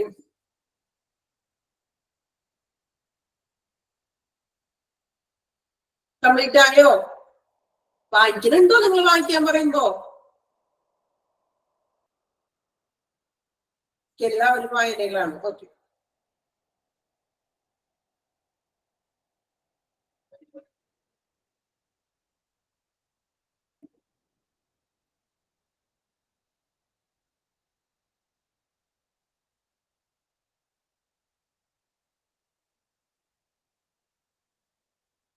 ഓക്കെ, ഓൾമോസ്റ്റ് കംപ്ലീറ്റ് ആയെന്ന് വിചാരിക്കുന്നു. ദെൻ നമുക്ക് റിപ്പീറ്റ് ചെയ്യാം, പേടിക്കണ്ട കേട്ടോ. നെക്സ്റ്റ് നമ്മൾ നോക്കുന്നത്, അപ്പൊ നമ്മളിപ്പോ നോക്കിയത് എന്താണ്? ജനറൽ പ്രോബ്ലംസ് ആണ് അല്ലെ. ഒരു ഒ പി ഡിയിലെ ജനറൽ പ്രോബ്ലംസ് ആണ് നമ്മൾ നോക്കിയത്. ഇനി നമ്മൾ നോക്കാൻ പോകുന്നത് specific problems in O P D. O P ഡിയിലെ സ്പെസിഫിക് പ്രോബ്ലംസ് എന്തൊക്കെയാണെന്നാണ് നമ്മൾ ഇനി നോക്കാൻ പോകുന്നത്. ശ്രദ്ധിക്കാം. ഫസ്റ്റ് വൺ ഓരോ പോയിന്റ് ആയിട്ട് പറയാം കേട്ടോ. First one, duties undertaken by the auxiliaries are done hurriedly in order to keep pace with the consultation of doctors. This creates inappropriate documentation. Indian auxiliaries meaning പെട്ടെന്ന് കമന്റ് ഇട്ടോളൂ. Auxiliary means എന്താണ്? Auxiliary staff ഒന്ന് പഠിച്ചോ? അനുബന്ധം അല്ലെങ്കിൽ സഹായകം കേട്ടോ. hurriedly എന്താ? hurriedly means hurriedly, hurry up എന്നൊക്കെ പറയില്ലേ? എന്താ hurriedly മീൻസ്? തിടുക്കത്തിൽ, വേഗത്തിൽ, പെട്ടെന്ന് എന്നൊക്കെ കേട്ടോ മീനിങ്. അറിയാത്തവര് ഇതൊന്ന് എഴുതിയിടാ കേട്ടോ. ഞാൻ പറയുന്ന മലയാളത്തിലൊന്ന് എഴുതിയിട്ടോളൂ. അറിയാത്തവര് പിന്നീട് നമ്മൾ വായിച്ചു നോക്കുമ്പോൾ അതിന്റെ അർത്ഥം കിട്ടില്ല. അതുകൊണ്ടാണ് എഴുതിയിടാൻ പറയുന്നത് കേട്ടോ. Okay. Duties undertaken by auxiliaries are done hurriedly in order to keep pace with the consultation of doctors. This creates inappropriate documentation. അതായത് നമുക്കറിയാം, നമ്മളെ ഡോക്ടറെ കാണാൻ ചെല്ലുമ്പോ ഡോക്ടറിന്റെ റൂമില് ഒരു നഴ്സ് നിൽക്കാറില്ലേ കൂടെ? അതാണ് ഓക്സിലറി സ്റ്റാഫ് എന്ന് പറയുന്നത്. നിൽക്കാറുണ്ടോ? ഒരു നഴ്സ് നിൽക്കാറില്ലേ ഡോക്ടറിന്റെ റൂമിൽ ഡോക്ടറിന്റെ ഒപ്പം? കണ്ടിട്ടില്ലേ? ഇനി പോകുമ്പോ ഒന്ന് ശ്രദ്ധിക്കണേ, നിൽക്കാറുണ്ടോ ഇല്ലയോ എന്ന്. ഓക്കെ, അപ്പോ ആ ഒരു നഴ്സ് ഡോക്ടർ പറയുന്ന കാര്യങ്ങൾ ചിലപ്പോ അവർ നോട്ട് ചെയ്തിടും അല്ലെ? ഒന്നിങ്ങനെ വരുന്ന മെഡിസിൻസിന്റെയോ അല്ലെങ്കിൽ എന്തെങ്കിലും ടെസ്റ്റുകൾ ചെയ്യാനോ അവര് പെട്ടെന്ന് തന്നെ നോട്ട് ചെയ്തിടാറുണ്ട്. അത് ശ്രദ്ധിച്ചിട്ടുണ്ടോ? അവരൊരു കയ്യിൽ ഒരു ബുക്കോ അല്ലെങ്കിൽ മീൻസ് പേപ്പറോ എന്തെങ്കിലും ഒന്ന് ജസ്റ്റ് ഇങ്ങനെ നോട്ട് ചെയ്തിടാറുണ്ട്. ഡോക്ടർ പറയുന്നതനുസരിച്ച് ഇടാറുണ്ടോ? ശ്രദ്ധിച്ചിട്ടുണ്ടോ? ഓക്കെ, അപ്പൊ അവര് ഈ സഹായക നഴ്സ് ഇങ്ങനെ നോട്ട് ചെയ്തിട്ടുണ്ട് ഡോക്ടർ പറയുന്ന കാര്യങ്ങളെ. അപ്പൊ ഇവര് പറയുന്നത് എന്താണെന്ന് വെച്ചിട്ടുണ്ടെങ്കിൽ, ഇങ്ങനെ ഡോക്ടർ പറയുന്ന കാര്യങ്ങൾ വേഗം എന്തിനാണ് പെട്ടെന്ന് എഴുതുകയാണെങ്കിൽ അടുത്ത ആൾക്കാരെ കയറ്റണ്ടേ അല്ലെ? പ്രൈവറ്റ് ഹോസ്പിറ്റലിൽ ഉണ്ടെന്നുണ്ട്, എല്ലാ ഹോസ്പിറ്റലിലൊക്കെ ഉണ്ടാവും കേട്ടോ. അപ്പൊ എന്ത് ചെയ്യും? ഈ നേഴ്സ് പെട്ടെന്ന് പറയുന്ന കാര്യങ്ങൾ എഴുതിയിടും. ഭയങ്കര സ്പീഡൊക്കെ എഴുതും. എന്ന് വെച്ചാൽ പെട്ടെന്ന് എടുക്കാനായിട്ടോളം അടുത്ത ആൾക്കാരെ അടുത്ത പേഷ്യന്റിനെ കയറ്റാനായിട്ട് അല്ലെ? അപ്പൊ ഇങ്ങനെ തിടുക്കത്തില് ഹറഡ്ലി ആയിട്ട് ഇങ്ങനെ ഓർഡറുകൾ എഴുതുമ്പോൾ ദിസ് ക്രിയേറ്റ് ഇൻഅപ്രോപ്രിയേറ്റ് ഡോക്യുമെന്റേഷൻസിൽ മിസ്റ്റേക്കുകൾ വരുന്നു. പെട്ടെന്ന് എഴുതുമ്പോൾ അനുചിതമായിട്ടുള്ള ഒരു ഡോക്യുമെന്റേഷൻ സൃഷ്ടിക്കുന്നു. ഇൻഅപ്രോപ്രിയേറ്റ് മീൻസ് അനുചിതമായ, ശരിയല്ലാത്ത അല്ലെ? പ്രോപ്പർ അല്ലാത്ത മീനിങ് ആണ് കേട്ടോ. ഇൻഅപ്രോപ്രിയേറ്റ് അനുചിതമായ, ശരിയല്ലാത്ത അല്ലെ? അപ്പോ പെട്ടെന്ന് ഒരു സ്പീഡിൽ ഇങ്ങനെ എഴുതുമ്പോൾ അതിൽ എന്തെങ്കിലും മിസ്റ്റേക്കുകളും കാര്യങ്ങളും ഈ ഡോക്യുമെന്റേഷനിൽ വന്നേക്കാം. അതാണ് സ്പെസിഫിക് പ്രോബ്ലമില് ആദ്യം പറയുന്നത്. ഒന്നുകൂടി വായിക്കാം, എന്നിട്ട് നിങ്ങളൊന്ന് മീനിങ്ങൾ മനസ്സിലാക്കാം. Duties undertaken by auxiliaries are done hurriedly in order to keep pace with the consultation of doctors. This creates inappropriate documentation. Doctor പറയുമ്പോൾ ആ ഒരു പ്രിസ്ക്രിപ്ഷൻസും കാര്യങ്ങളും ഓക്സിലറി സ്റ്റാഫ് ഹറഡ്ലി ആയിട്ട് തിടുക്കത്തിൽ എഴുതുമ്പോൾ അത് ഡോക്യുമെന്റേഷൻസ് ഇൻഅപ്രോപ്രിയേറ്റ് ആവാൻ സാധ്യതയുണ്ട്. ഓക്കെ, ഫസ്റ്റ് പോയിന്റ് ക്ലിയർ ആയോ? മാക്സിമം ഞാൻ പറഞ്ഞു. ഓക്കെ ആണോ? അതില്ല ആരും? ഓക്കെ, ഒരു പ്രാവശ്യം കൂടി പറയാം. അതായത് നമ്മള് ഡോക്ടറിന്റെ കൂടെ ഒരു ഓക്സിലറി സ്റ്റാഫ് ഡോക്ടറിന്റെ റൂമിൽ ഉണ്ടാകും.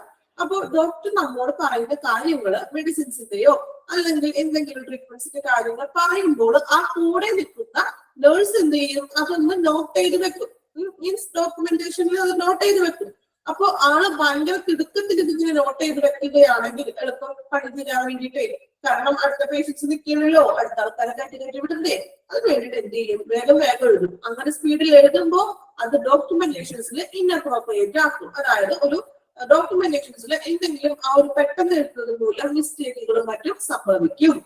ക്ലിയർ ആയോ? മാളു ക്ലിയർ ആയോ? ഓക്കെ ആയോ? ഓക്കെ, ഇനി നമുക്ക് സെക്കൻഡ് പോയിന്റിലേക്ക് പോകാം. Second point, auxiliary staff sometimes misbehave with the patient.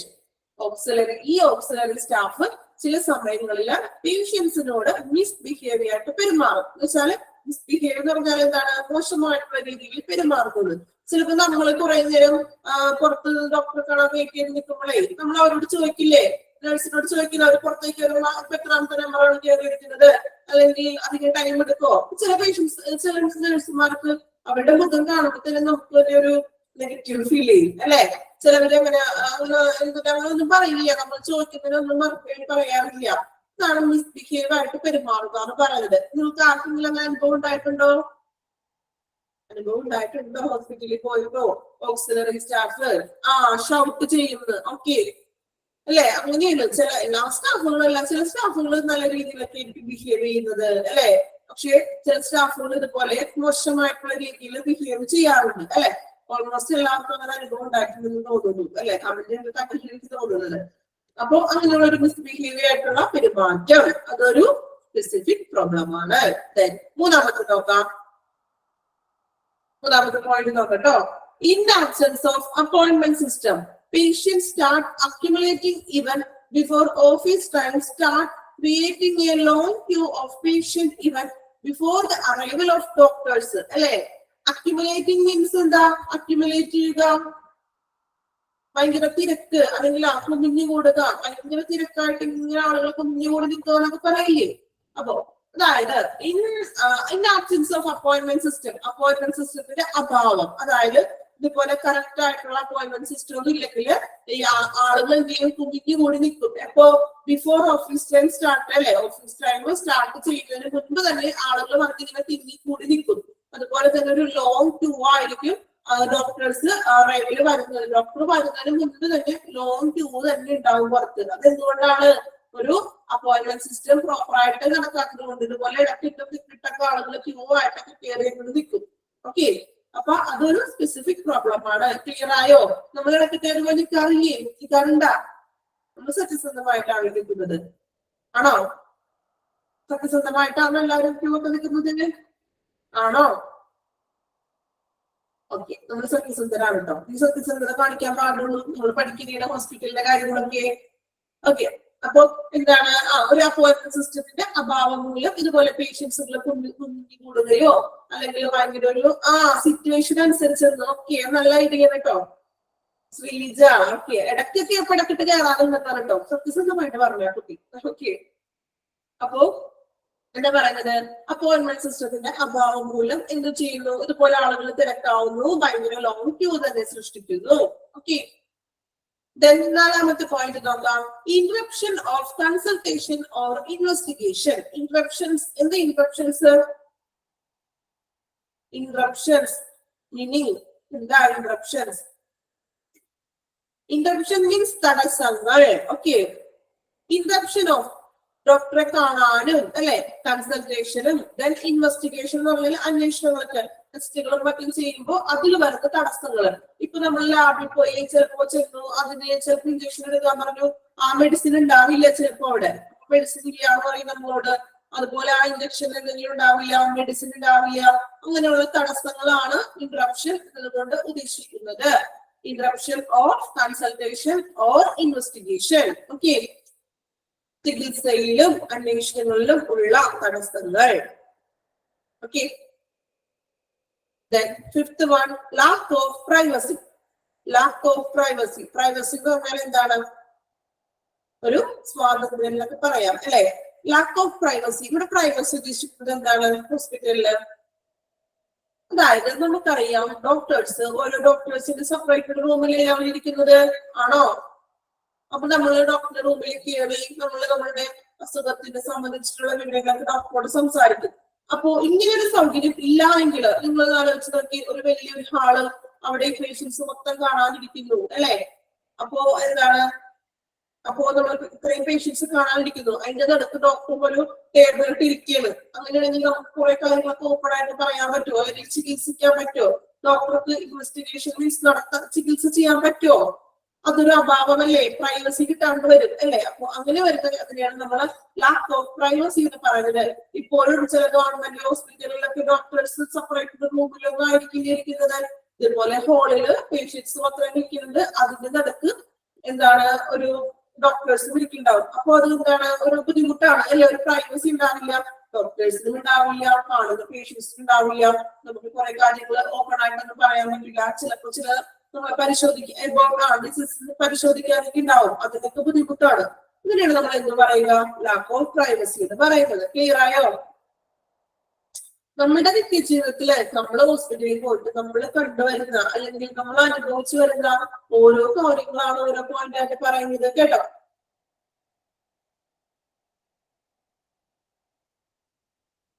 Then next one, illegible handwriting of doctors. ഇത് ഞാൻ പ്രത്യേകം പറയണ്ടല്ലോ, നിങ്ങൾക്ക് അറിയാവുന്ന കാര്യമില്ലേ? ഡോക്ടേഴ്സിന്റെ ഹാൻഡ് റൈറ്റിംഗ് നിങ്ങൾക്ക് മനസ്സിലാകാറുണ്ടോ? വായിച്ചെടുക്കാൻ പറ്റുമോ? വായിച്ചെടുക്കാൻ പറ്റിയിട്ടുണ്ടോ? ചില ഡോക്ടറിന്റെ ഒക്കെ പറ്റുന്നു. പുതിയ പുതിയ ജൂനിയർ ഡോക്ടേഴ്സിന്റെ ഒക്കെ അത്യാവശ്യമൊക്കെ വായിക്കാം.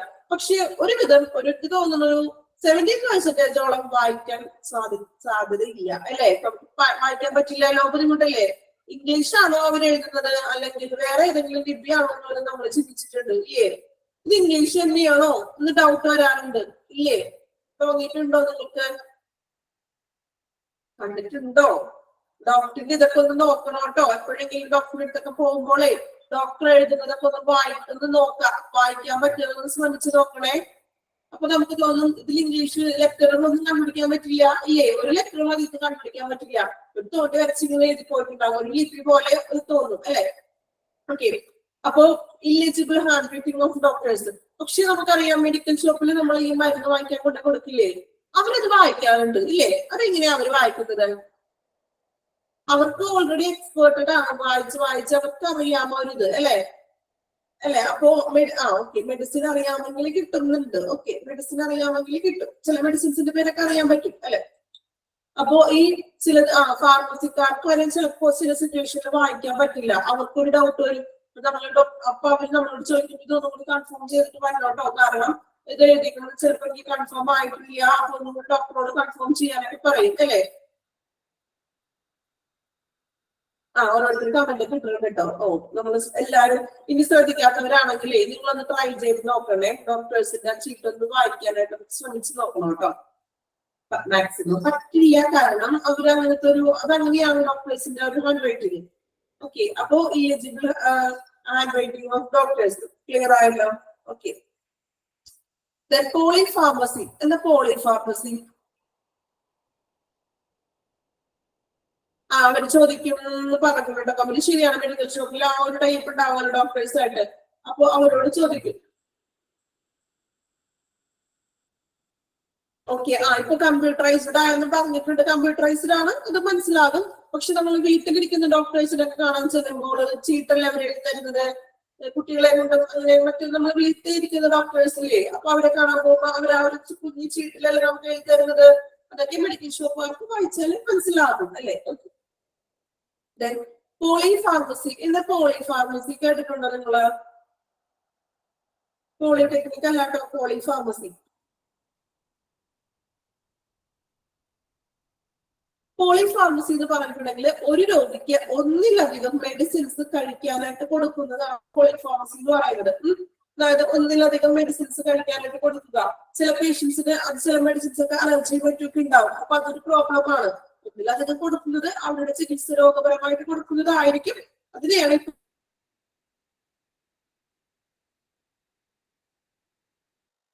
ഓക്കെ, അത്രയും ഒന്ന് മനസ്സിലാക്കി വെക്കുക. പോളിഫാർമസി, ഒന്നിലധികം മെഡിസിൻസ് കഴിക്കുക. Okay,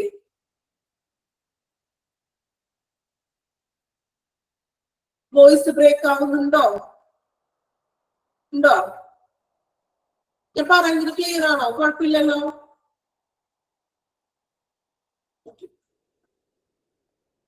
Then next one, queues are not properly maintained. അല്ലെ? ക്യൂസ് അല്ലെ? നമുക്കറിയാം ക്യൂസുകള്. അതുപോലെ തന്നെ ക്യൂ നിൽക്കുമ്പോൾ നമ്മൾ എന്ത് ചെയ്യും? മെയിൻറ്റെയിൻ ചെയ്യാതെ വരുന്ന അവസ്ഥ അല്ലെ? ക്യൂവിനെ നമ്മൾ പറയുന്നത് എന്ത് ചെയ്യും? ക്യൂ ചാടി പോവുക എന്നൊക്കെ പറയുന്നത് കേട്ടോ. ക്യൂ പ്രോപ്പർ ആയിട്ട് മെയിൻറ്റെയിൻ ചെയ്യുന്ന ഒരവസ്ഥ ചെയ്യാതെ വരുന്നത് അതൊരു പ്രശ്നമാണ്. അതാണ് 8th പോയിന്റ് പറഞ്ഞത്. ക്യൂ നിൽക്കാന്ന് നല്ല രീതിയിൽ ക്യൂ ഒക്കെ നിന്ന് എന്താ പറയാ സത്യസന്ധമായിട്ട് ക്യൂ നിന്ന് തന്നെ ഡോക്ടറെ കാണാനായിട്ട് കയറുക. ക്യൂ മെയിൻറ്റെയിൻ ചെയ്യണം. ഓക്കെ, 9th പോയിന്റ് നോക്കാം. Prescribed medicines are not always available at pharmacy. അല്ലെ? എഴുതി തന്നിരിക്കുന്ന മെഡിസിൻസ് ചിലപ്പോ എല്ലാ മെഡിസിൻസും ഫാർമസിയിൽ അവൈലബിൾ ആയിരിക്കില്ല. ചില സമയത്ത് അങ്ങനെ വരാറില്ലേ? നമ്മൾ എന്ത് ചെയ്യും? പുറത്തുനിന്ന് വാങ്ങിക്കണം എന്ന് പറയും. അതൊരു ബുദ്ധിമുട്ടാണ് അല്ലെ? കുറച്ച് മെഡിസിൻസ് ഹോസ്പിറ്റലിൽ നിന്ന് വാങ്ങിച്ച് ബാക്കി എന്ത് ചെയ്യണം? നമ്മള് പുറത്തുനിന്ന് വാങ്ങിക്കേണ്ടതായിട്ട് വരുന്നു. ഓക്കെ, അതും ഒരു പ്രശ്നമാണ്. 10th പോയിന്റ്, 10th പോയിന്റ് നോക്കണേ. Use of trade name of medicines by the doctors create confusion to patient with the different named medicines in same genera is supplied to the patient. ചില സമയത്ത് doctors മെഡിസിന്റെ പേര് എഴുതുമ്പോൾ means അവിടുത്തെ ഒരു trade name ആയിരിക്കും എഴുതുന്നത്. നമുക്കറിയാം ഒരു ടാബ്ലറ്റിന് തന്നെ വേറെ പലതരത്തിലുള്ള പേരുകളുണ്ട്. അതിനാണ് നമുക്ക് ട്രേഡ് നെയിം എന്ന് പറയുന്നത് ഇല്ലേ? നമ്മൾ കഴിക്കുന്ന പാരസെറ്റാമോൾ ടാബ്ലറ്റ്, അതിന്റെ ട്രേഡ് നെയിം എന്താണെന്ന് നിങ്ങൾക്ക് അറിയാമോ? പാരസെറ്റാമോൾ അറിയാമോ? ഡൈമാഡോം എന്നാണ് നമ്മൾ കഴിക്കുന്ന പാരസെറ്റാമോളിന്റെ ട്രേഡ് നെയിം എന്ന് പറയുന്നത്. അതായത് മറ്റൊരു പേരിലും കൂടി അറിയപ്പെടുന്നത് ട്രേഡ് നെയിം ഡൈമാഡോം കേട്ടോ, പാരസെറ്റാമോൾ. അതായത് നിങ്ങളൊന്ന് സൈഡിലൊന്ന് എഴുതി വെച്ച എല്ലാവരും ട്രേഡ് നെയിം എന്ന് എഴുതിക്കൊണ്ടൊന്ന് സൈഡിൽ എഴുതാം.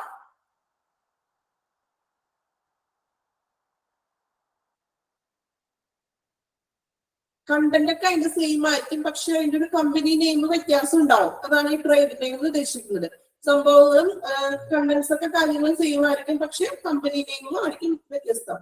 അപ്പോ ചില ഡോക്ടേഴ്സ് എഴുതുമ്പോൾ ട്രേഡ് നെയിം എഴുതും. അപ്പൊ നമുക്ക് കൺഫ്യൂഷൻ ആവും. അയ്യോ ഈ മെഡിസിൻ ഞാൻ കഴിച്ചിട്ടുണ്ടോ, അയ്യോ ഇതിന്റെ ഫസ്റ്റ് കഴിക്കുമ്പോൾ അലർജിയും കാര്യങ്ങളൊക്കെ വരുമോ, അങ്ങനെയുള്ള കാര്യങ്ങളൊക്കെ നമുക്ക് അത് മീൻസ് ഒരു കൺഫ്യൂഷൻ വരാൻ സാധ്യതയുണ്ട് അല്ലെ? അപ്പോ ഒന്ന് ട്രേഡ് നെയിം ഒന്ന് എഴുതി വെച്ചോളൂ, കമ്പനി നെയിം കേട്ടോ.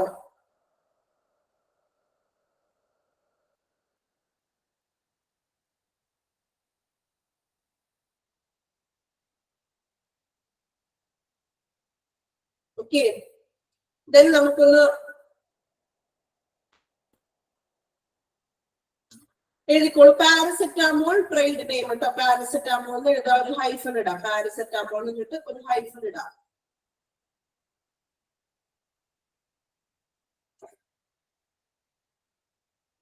പാരസെറ്റാമോൾ ഇടാം, ഒരു ഹൈഫൻ ഇടാം കേട്ടോ. ട്രേഡ് നെയിം ഒന്ന് എഴുതിയെടുക്കാനാണേ.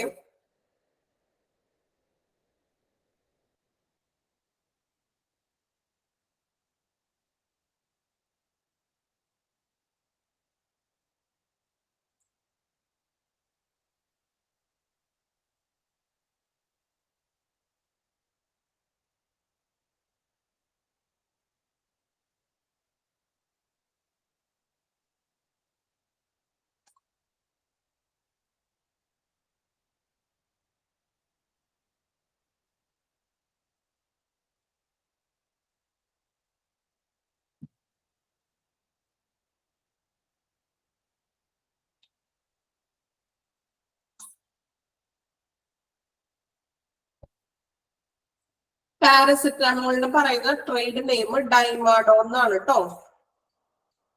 ഡൈമാഡോൺ. ഓക്കെ, ഇത് എഴുതിയിരിക്കണേ. പാരസെറ്റാമോള് ഡൈമാഡോൺ.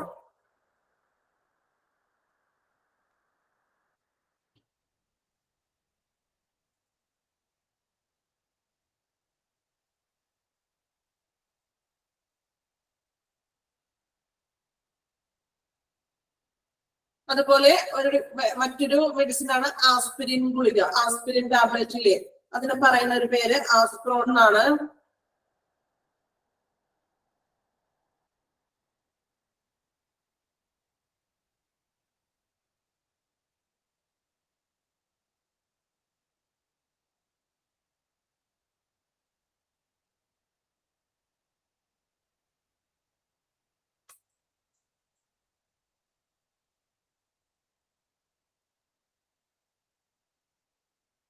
ആസ്പിരിൻ, ആസ്പ്രോ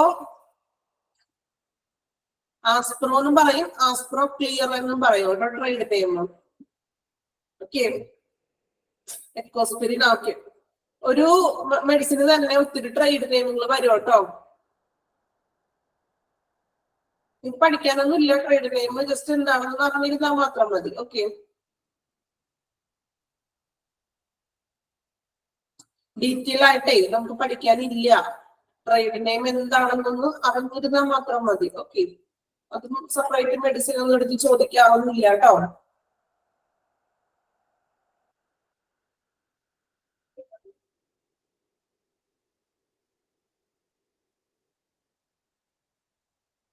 ഓക്കെ, അപ്പോ ക്ലിയർ ആയല്ലോ ട്രേഡ് നെയിം കൊടുക്കുന്നത്. ദെൻ അടുത്ത പോയിന്റ് നോക്കാം, 11th point. no clear advice about when, how long to take the medicine. അല്ലെ, അതായത് മെഡിസിൻസ് എപ്പോ കഴിക്കണം, അല്ലെങ്കിൽ ഇത് ഏത് വരെ കഴിക്കണം, അല്ലെങ്കിൽ എന്താ പറയാ എത്ര ടൈം, ഇപ്പൊ എത്ര 10 days കഴിക്കണോ അല്ലെങ്കിൽ 5 days കഴിക്കണോ, എങ്ങനെയാണ് കഴിക്കേണ്ടത് എന്നുള്ളൊരു ക്ലിയർ ആയിട്ടുള്ള ഒരു അഡ്വൈസ് കൊടുക്കാതെ വരുന്നത് ഒരു പ്രശ്നമാണ്. ഓക്കെ, ക്ലിയർ ഐഡിയ ഇല്ലാത്തത്, മെഡിസിൻസ് എപ്പോ കഴിക്കണം അല്ലെങ്കിൽ എത്ര ദിവസം വരെ കഴിക്കണം, മീൻസ് കണ്ടിന്യൂ ചെയ്യണോ എന്നൊക്കെ പറ്റുന്ന ഒരു ക്ലിയർ ആയിട്ടുള്ള ഒരു ഐഡിയ ലഭിക്കാത്തത്. ഓക്കെ, വോയിസ് ക്ലിയർ ആണോ? എന്തെങ്കിലും പ്രോബ്ലം ഉണ്ടോ? നിങ്ങൾക്ക് കേൾക്കാൻ പറ്റുന്നുണ്ടല്ലോ അവർക്കും? ക്ലിയർ ആണോ? ഓക്കെ, കുഴപ്പമില്ല. ഓക്കെ, ദെൻ സ്റ്റക്ക് ഉണ്ടെന്ന് പറയുന്നു. ഓക്കെ, ഓൾമോസ്റ്റ് എല്ലാവർക്കും കേൾക്കാലോ? ഓക്കെ, നിങ്ങൾക്ക് റേഞ്ചിന്റെ പ്രശ്നം ഉണ്ടാവും കേട്ടോ ചിലർക്ക്. നമ്മളുടെ ടെക്നിക്കലിന്റെ പ്രോബ്ലം ആണെങ്കിൽ നിങ്ങൾക്ക് എല്ലാവർക്കും ഒരുപോലെ ആയിരിക്കുമല്ലോ, അതന്നെ ഇടയ്ക്ക് ചോദിക്കുന്നത് കേട്ടോ. അപ്പോ ക്ലിയർ അഡ്വൈസ് ഇല്ലാത്തൊരവസ്ഥ, മെഡിസിൻസ് എപ്പോ കഴിക്കണം, ഏത് ടൈമിൽ കഴിക്കണം എന്നൊക്കെ ഉള്ളൊരു ക്ലിയർ ആയിട്ടുള്ളൊരു മീൻസ് അഡ്വൈസ് ഇല്ലാത്തൊരവസ്ഥ. Then next one നോക്കാം. Sometimes wrong medicines are given by the pharmacist. ചില സമയത്ത് എപ്പോഴും ഇരിക്കേണ്ടായിരിക്കുക, മനഃപൂർവ്വമല്ലാതെ ഫാർമസിയിൽ എന്ത് ചെയ്തത് മെഡിസിൻസ് മാറിക്കൊടുക്കുന്ന ഒരവസ്ഥ ആർക്കെങ്കിലും അങ്ങനെ സംഭവിച്ചിട്ടുണ്ടോ? മെഡിസിൻ വല്ല മാറിത്തരികയോ അല്ലെങ്കിൽ എക്സ്പയറി ഡേറ്റ് കഴിഞ്ഞ മെഡിസിൻസ് ലഭിക്കുകയോ ചെയ്തിട്ടുണ്ടോ? ഇല്ല. ഓക്കെ, അല്ലാതെ എപ്പോഴും അങ്ങനെ സംഭവിക്കുന്നതല്ല, ചിലപ്പോ തിരക്കിന്റെ ഇടയിൽ എന്തെങ്കിലും, പക്ഷെ അതൊരു വലിയ പ്രശ്നമാണ് അല്ലെ. മെഡിസിൻസിനെ പറ്റി വീട്ടിൽ ചെന്ന് നമ്മള് മെഡിസിൻസിനെ പറ്റി യാതൊരു അറിവും ഇല്ലാത്ത ഒരു വ്യക്തിയാണെങ്കിൽ നമ്മൾ അതിനകത്ത് കഴിക്കും, അല്ലെങ്കിൽ കുഞ്ഞുങ്ങൾക്കാണെങ്കിൽ അത് കൊടുക്കും. ഡേറ്റോ ചിലപ്പോ നമ്മൾ ശ്രദ്ധിക്കാറില്ല അല്ലെ. ഓക്കെ, സ്വീജ, ഓക്കെ, അവർക്ക് വന്നിട്ടുണ്ടെന്നാ പറഞ്ഞത് എങ്ങനെ അനുഭവം? ഇപ്പൊ സ്വീജയ്ക്ക് എന്താ അനുഭവം വന്നത്? മെഡിസിൻ മാറി പോയതാണോ അല്ലെങ്കിൽ എക്സ്പയറി ഡേറ്റിൽ വല്ല മിസ്റ്റേക്ക് വന്നതാണോ? എന്താ അനുഭവം ഉണ്ടായത്? ഡോസ് കൂടിയ. Okay, okay. അപ്പൊ നമ്മള് ഇനിയെങ്കിലും ശ്രദ്ധിക്കാം, നമ്മൾ ഹോസ്പിറ്റലിൽ നിന്ന് മെഡിസിൻ ഒക്കെ വാങ്ങിക്കുമ്പോൾ വീട്ടിൽ വന്നിട്ട് ഡേറ്റ് ഒക്കെ ഉണ്ടോ, ഡോക്ടർ എഴുതിയ മരുന്ന് തന്നെയാണോ എന്നൊക്കെ എന്ത് ചെയ്യാം, ചെക്ക് ചെയ്യണോട്ടോ. എന്നിട്ട് വേണം കഴിക്കാൻ. വരുമ്പോൾ തന്നെ എടുത്ത് മരുന്ന് കുടിക്കുകയല്ല ചെയ്യേണ്ടത്. ഇതൊക്കെ ഒന്ന് ചെക്ക് ചെയ്തൊക്കെ ഒന്ന് നോക്കാം. പേഷ്യന്റ് മാറിപ്പോയിരുന്നു, അതൊരു വലിയ പ്രശ്നം തന്നെയല്ലേ. നമ്മളുടെ അസുഖങ്ങൾക്ക് വേറെ പേഷ്യൻസിന്, അപ്പൊ ആ അസുഖത്തിന്റെ മരുന്ന് നമുക്ക് കുടിച്ചാൽ നമ്മുടെ അവസ്ഥ എന്തായിരിക്കും അല്ലെ. അപ്പൊ എന്ത് ചെയ്യാ, ഇത് നമുക്ക് മെഡിസിൻസ് ഒക്കെ കിട്ടുമ്പോൾ കറക്റ്റ് ആണോ അത് തന്നെയാണോ നമുക്കൊന്ന് ചെക്ക് ചെയ്തിട്ട് മാത്രം എന്ത് ചെയ്യാ, മെഡിസിൻ ഒക്കെ ഒന്ന് കഴിക്കാം കേട്ടോ. Then last one, insufficient and no unclear toilets അല്ലെ.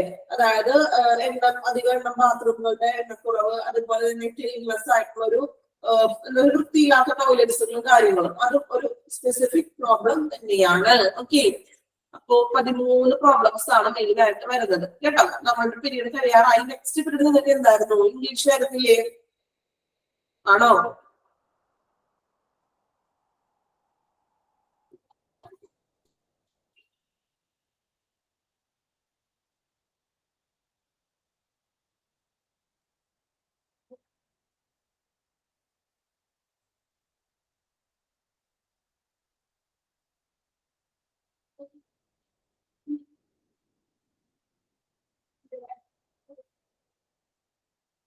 ഓക്കെ, നിങ്ങൾക്ക് ഇംഗ്ലീഷ് അല്ലേ ഇപ്പോ?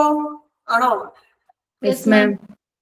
ഓക്കെ, അപ്പൊ ഇംഗ്ലീഷ് ടീച്ചർ ഒന്ന് ലീവാണ്. അപ്പൊ ഒരു ഹാഫ് ആൻ അവർ കൂടി ഞാൻ തന്നെ കുറച്ച് നേരം കൂടി കണ്ടിന്യൂ ചെയ്യുന്നുണ്ട്. കുഴപ്പമുണ്ടോ? മോറായോ? ബ്രേക്ക് തരാം, ഒരു 5 മിനിറ്റ് ഞാൻ ബ്രേക്ക് തരാം. കണ്ടിന്യൂ ചെയ്യാൻ കുഴപ്പമില്ലല്ലോ? എന്നെ തന്നെ കണ്ടിരിക്കണേക്ക് പോകുന്നുണ്ടോ?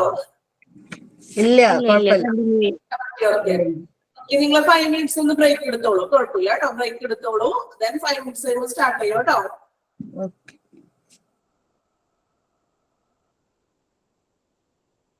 ഓക്കെ, എടുത്തത് വരെയൊക്കെ ഒന്ന് വാങ്ങിക്കുക, ജസ്റ്റ് ഒന്ന് ഫ്രഷ് മീൻസ് വെള്ളമൊക്കെ കുടിക്കാം കേട്ടോ. എന്നിട്ട് നമുക്ക് സ്റ്റാർട്ട് ചെയ്യാം. ഓക്കെ, ആർപ്പോയിക്കള എന്നിട്ട് ബ്രേക്ക് എടുത്തിട്ട്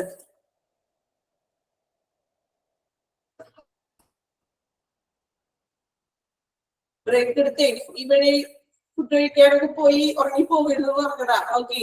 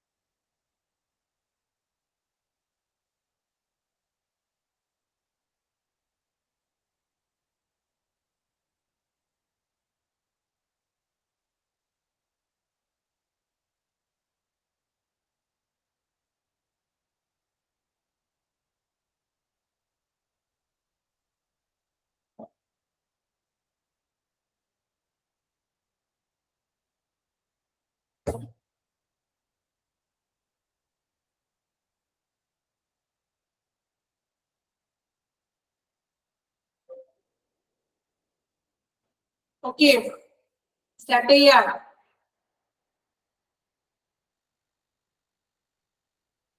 എല്ലാവരും വന്നോ?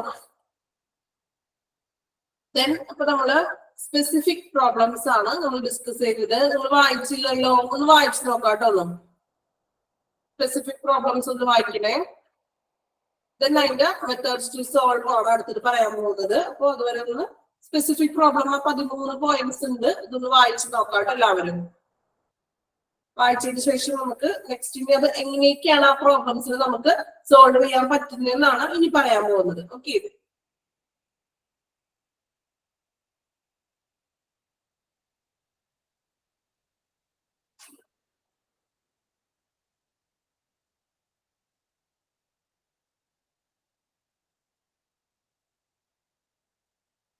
ഓരോ പോയിന്റ്സ് വായിക്കാം. അതിന്റെ മീനിങ് ഒക്കെ സ്വയം നമ്മൾ പറഞ്ഞില്ലേ ഓരോ കാര്യങ്ങളും, അതൊക്കെ ഒന്ന് നിങ്ങളൊന്ന് മൈൻഡിൽ ഒന്ന് റീഡ് ചെയ്യാം കേട്ടോ.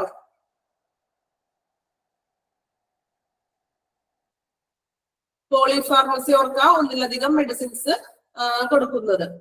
ദെൻ ട്രേഡ് നെയിം എന്ന് പറഞ്ഞിട്ടുണ്ടെങ്കിൽ കമ്പനി നെയിം കേട്ടോ. ആ ഒരു എന്താ പറയാ, കമ്പനി നെയിം ഇല്ല, ഒരു മെഡിസിനെ തന്നെ പറയുന്ന കമ്പനി നെയിം.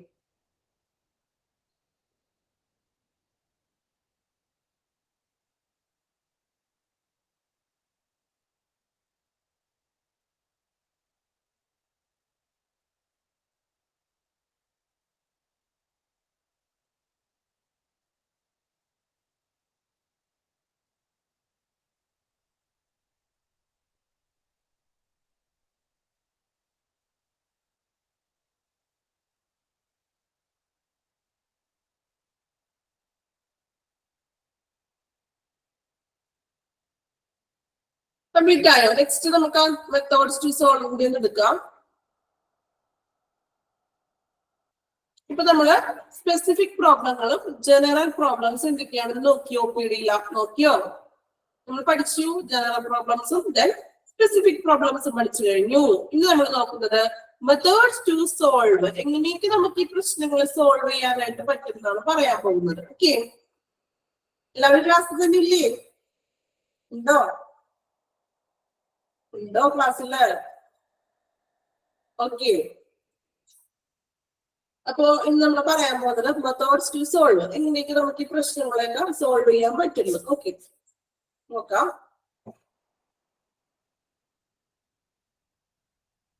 ഫസ്റ്റ് വൺ നോക്കാം, ആഡിക്വേറ്റ് ഡയറക്ഷണൽ സയൻസ്. നമുക്കറിയാം ഹോസ്പിറ്റലിൽ ഡയറക്ഷണൽ സയൻസ് ഒക്കെ കൊടുക്കും. മീൻസ് ഇങ്ങനെ ഒരു ആളൊക്കെ വരച്ചിട്ട് ഇത്ര ഫ്ലോറില് ഇങ്ങനെ ഇന്ന വാർഡ് അങ്ങനെയൊക്കെ ഡയറക്ഷൻസ് സയൻസ് ഒക്കെ കണ്ടിട്ടുണ്ടോ? ശ്രദ്ധിച്ചിട്ടില്ല നിങ്ങൾ ഹോസ്പിറ്റലിൽ പോകുമ്പോ? ഇപ്പൊ എക്സ്റേ, ലാബ് എന്നൊക്കെ പറഞ്ഞുകൊണ്ട് ആരൊക്കെ വരച്ചിട്ട് സയൻസ് ഒക്കെ കൊടുക്കും അല്ലേ? അപ്പൊ അങ്ങനെയുള്ള ആഡിക്വേറ്റ് ആയിട്ടുള്ള ഡയറക്ഷണൽസ് സയൻസ് മനസ്സിലായില്ല. ഓക്കെ, സയൻസ് മീൻസ് ഇതുപോലെ എന്താ പറയാ, നമ്മൾ ഹോസ്പിറ്റലിൽ ചെല്ലുമ്പോഴേ റിസപ്ഷൻ അല്ലെങ്കിൽ ഇങ്ങനെ ഒരു ആരോ മാർക്കൊക്കെ ചെയ്തിട്ട് ഇന്ന floor, second floor, fourth floor എന്നൊക്കെ പറഞ്ഞ് ഇങ്ങനെ എഴുതി വെക്കില്ലേ സയൻസുകള്? ചിഹ്നങ്ങള്, സൂചനകൾ കൊടുക്കില്ലേ? ഇപ്പൊ മുകളിലോട്ട് ആരോ വെച്ചിട്ട് second floor, third floor, x-ray എന്നൊക്കെ പറഞ്ഞു കൊടുക്കില്ലേ? ആ സംഭവം. ഓക്കെ, ഇപ്പൊ കത്തിയല്ലേ? ട്യൂബ് ലൈറ്റ് പോണായിട്ടുള്ളൂ. ഓക്കെ, അടയാളങ്ങള്, സയൻസ് ചിഹ്നങ്ങള് ഈ പറയാം കേട്ടോ. അപ്പൊ എന്താണ് ആഡിക്വേറ്റ് ഡയറക്ഷണൽ സയൻസ്, അതുപോലുള്ള അടയാളങ്ങളും ചിഹ്നങ്ങളൊക്കെ. Then next one, to computerized registration and electronic record keeping for quick retrieval. അതായത് എന്താണ്, ഇപ്പോൾ എല്ലാം കമ്പ്യൂട്ടർ ആയിട്ടുള്ള രജിസ്ട്രേഷൻസും അതുപോലെ ഇലക്ട്രോണിക് റെക്കോർഡുകളും കൊണ്ടുവരിക ഫോർ ക്വിക്ക് റിട്രൈവൽ, പെട്ടെന്ന് തന്നെ വീണ്ടെടുക്കുന്നതിന് വേണ്ടി. റിട്രൈവൽ മീൻസ് വീണ്ടെടുക്കുക. എഴുതി വെച്ചോട്ട് അറിയാത്തവരാണെങ്കിൽ റിട്രൈവൽ വീണ്ടെടുക്കുക. ഓക്കെ, ഇപ്പൊ എല്ലാ ഹോസ്പിറ്റലുകളിലും കമ്പ്യൂട്ടറൈസ്ഡ് തന്നെയാണ് അല്ലെ? ഓൾമോസ്റ്റ് എനിക്ക് തോന്നുന്നു എല്ലാം കമ്പ്യൂട്ടറൈസ്ഡ് തന്നെയല്ലേ? അല്ലേ? വളരെ ചുരുക്കം എനിക്ക് തോന്നുന്നു മാത്രം കമ്പ്യൂട്ടറൈസ്ഡ് അല്ലാത്തതായിട്ടുള്ളൂ. ഓക്കെ, അപ്പൊ കമ്പ്യൂട്ടറൈസ്ഡ് രജിസ്ട്രേഷൻസും കാര്യങ്ങളും കൊണ്ടുവരിക. അപ്പൊ ഇപ്പം ക്വിക്ക് റിട്രൈവൽ പെട്ടെന്ന് തന്നെ വീണ്ടെടുക്കുന്നതിനും ഇങ്ങനെയുള്ളൊരു കമ്പ്യൂട്ടറൈസ്ഡ് രജിസ്ട്രേഷൻ കൊണ്ടുവരുന്നത് നല്ലതാണ്. അപ്പൊ അതൊരു സോൾവിങ് ചെയ്യാൻ പറ്റിയൊരു മെത്തേഡാണ്. Then next point, multiple and multi-purpose fee collection zone. Multiple means എന്താ? multiple എന്ന് പറഞ്ഞാൽ മൾട്ടിപ്പിൾ, ഒന്നിലധികം. മൾട്ടി-പർപ്പസ് എന്ന് പറഞ്ഞാല് ഒന്നിലധികം ഉദ്ദേശങ്ങൾക്ക് വേണ്ടി, വിവിധ ഉദ്ദേശങ്ങൾക്ക് വേണ്ടി. അപ്പോ multiple and multi-purpose fee collection zone, ഓരോന്നിനും അതായത് പല പല ഡിപ്പാർട്ട്മെന്റുകൾക്ക് ഉണ്ടാവും. അപ്പൊ ഓരോ ഡിപ്പാർട്ട്മെന്റിനും ഓരോ വിവിധ ഉദ്ദേശങ്ങൾക്ക് വേണ്ടി ഫീ കളക്ഷൻ സോൺ സ്ഥാപിക്കാം. മീൻസ് എന്താണ്, എല്ലാത്തിനും കൂടി ഒരു സെക്ഷനിൽ കൂടെ ഫീസ് അടക്കാൻ പറഞ്ഞാൽ അവിടെ ഭയങ്കര തിരക്കായിരിക്കും അല്ലെ?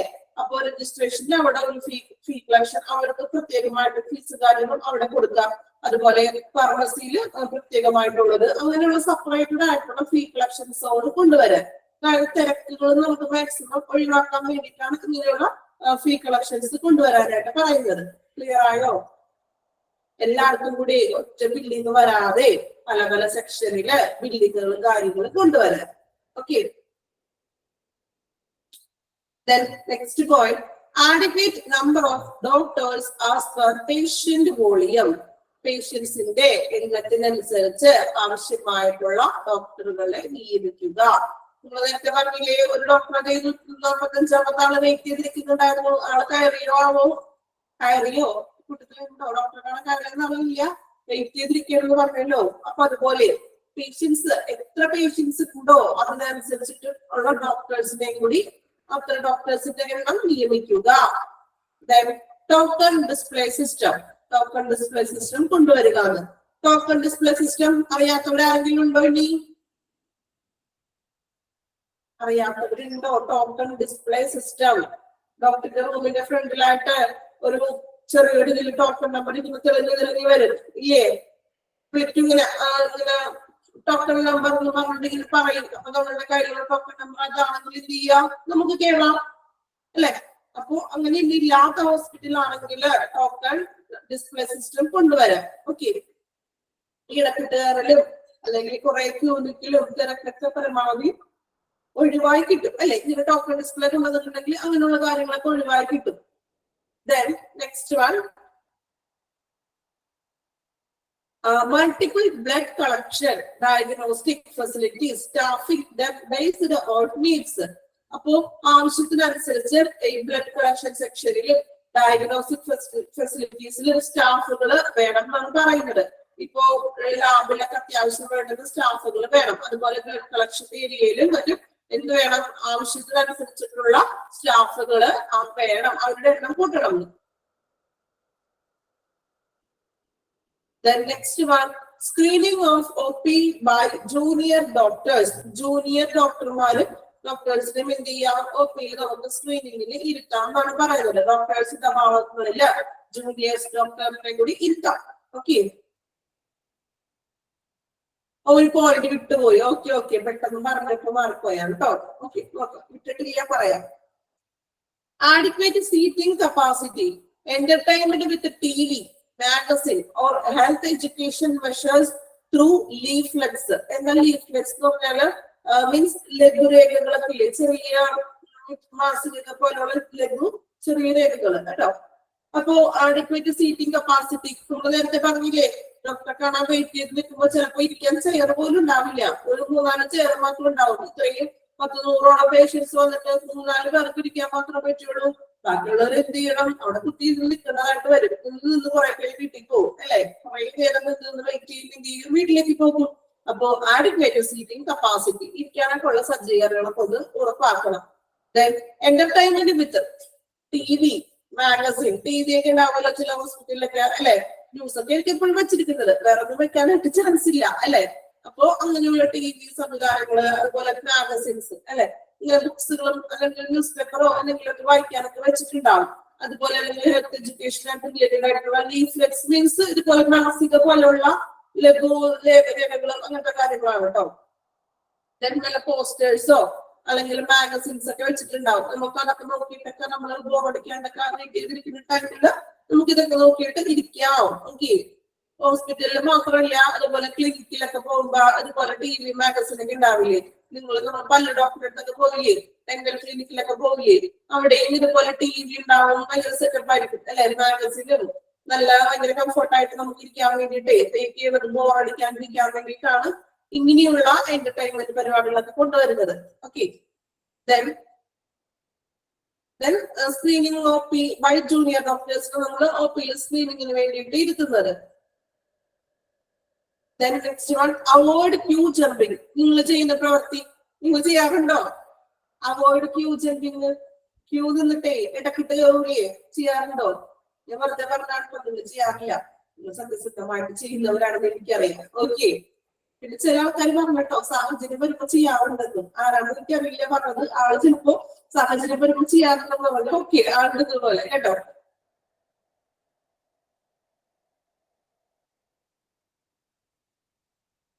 Screening OP by junior doctors, ഒരു പോയിന്റ് വിട്ടല്ലേ, ഒരു പോയിന്റ് വിട്ടു പറയാം.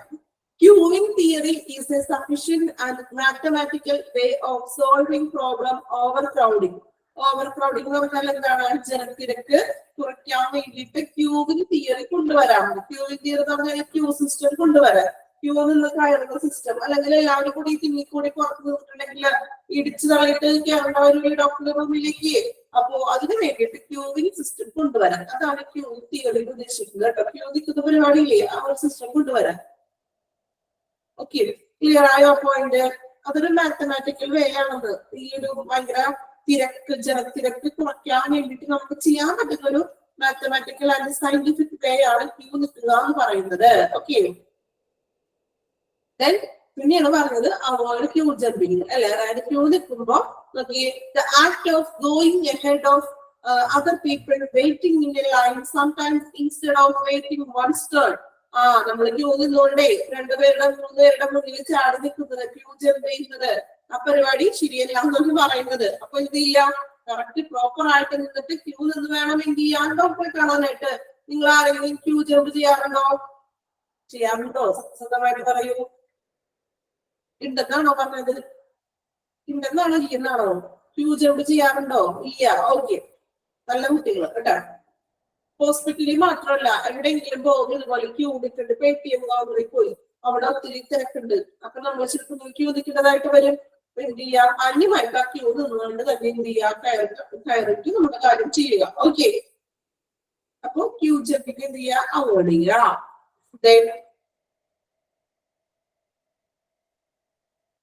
മെയിൻറ്റെയിൻ പഞ്ച്വാലിറ്റി, കൃത്യനിഷ്ഠത പാലിക്കുക. Redressal of grievances. എന്താ റിഡ്രസൽ ഓഫ് ഗ്രീവൻസസ് മീൻസ്? പരാതികള് പരിഹരിക്കുക, പരാതി പരിഹാരം. ഓക്കെ, അറിയാവുന്നവരാണെങ്കിൽ ഒന്ന് എഴുതി വെച്ചോളൂ. റിഡ്രസൽ, പരാതി പരിഹാരം. ഓക്കെ,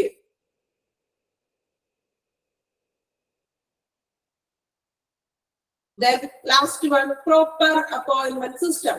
ശരിയായിട്ടുള്ള രീതിയിലുള്ള നിയമന സംവിധാനം, പ്രോപ്പർ ആയിട്ടുള്ള അപ്പോയിന്റ്മെന്റ് സിസ്റ്റം കൊണ്ടുവരിക. ഓക്കെ, ഇത്രയുമാണ് മെത്തേഡ്സ് ടു സോൾവ് ചെയ്ത് വരുന്നത്. ജനറൽ പ്രോബ്ലംസും സ്പെസിഫിക് പ്രോബ്ലംസും നമ്മൾ പറഞ്ഞ ശേഷം അതിന് നമുക്ക് എങ്ങനെയെല്ലാം മെത്തേഡ് ചെയ്യാമെന്നാണ് പറഞ്ഞത്. ഏതൊക്കെ രീതിയിൽ സോൾവ് ചെയ്യാൻ പറ്റുന്നതാണ് നമ്മൾ ഓരോ പോയിന്റ്സിലൂടെയും പറഞ്ഞത്. ഒന്നുകൂടി നമുക്ക് പറയാം. ആഡിക്വേറ്റ് ഡയറക്ഷണൽ സയൻസ്, ഈ ചിഹ്നങ്ങളും കാര്യങ്ങളൊക്കെ കൊടുക്കുക. അതുപോലെ തന്നെ രണ്ടാമത് പറഞ്ഞത് രജിസ്ട്രേഷൻസ് കമ്പ്യൂട്ടറൈസ്ഡ് ആക്കുക. മൾട്ടി പർപ്പസിന് വേണ്ടി ഫീ കളക്ഷൻ സോണുകൾ ഓരോ ഡിപ്പാർട്ട്മെന്റിനും സെപ്പറേറ്റഡ് ആയിട്ട് കൊണ്ടുവരിക. ആഡിക്വേറ്റ് നമ്പർ ഓഫ് ഡോക്ടേഴ്സിനെ നമ്മൾ നിയമിക്കുക. എത്ര പേഷ്യൻസ് ഉണ്ടോ അതിനനുസരിച്ചിട്ടായിട്ടുള്ള ഡോക്ടേഴ്സിനെ നിയമിക്കുക. ടോക്കൺ ഡിസ്പ്ലേ സിസ്റ്റം കൊണ്ടുവരിക, ടോക്കൺ ഡിസ്പ്ലേ കൊണ്ടുവരിക. ബ്ലഡ് കളക്ഷനും ഡയഗ്നോസ്റ്റിക് ഫെസിലിറ്റീസിനും വേണ്ടി അതിന് ആവശ്യമായിട്ടുള്ള സ്റ്റാഫുകളെ നിയമിക്കുക. ആഡിക്വേറ്റ് സീറ്റിംഗ് കപ്പാസിറ്റി കൊണ്ടുവരിക, ഇരിക്കാൻ ചെയറുകളും മറ്റും കൊണ്ടുവരിക. അതുപോലെ എന്റർടൈൻമെന്റ്, ടിവി, മാഗസിൻസും മറ്റും സംഭവങ്ങളൊക്കെ കൊണ്ടുവരിക.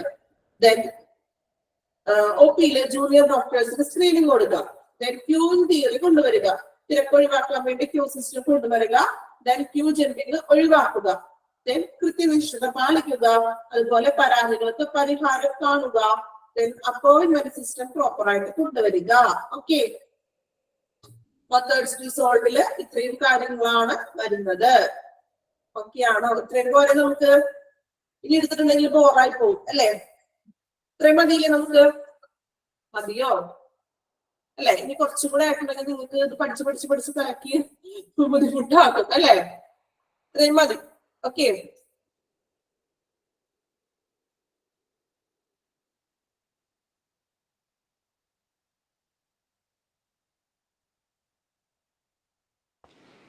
മാം OPD പ്രോസസ് ഒന്നുകൂടെ പറഞ്ഞുതരാമോ?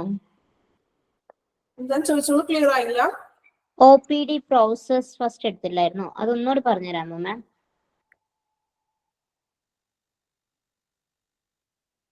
OPD പ്രോബ്ലംസ് ഏതായിരുന്നു?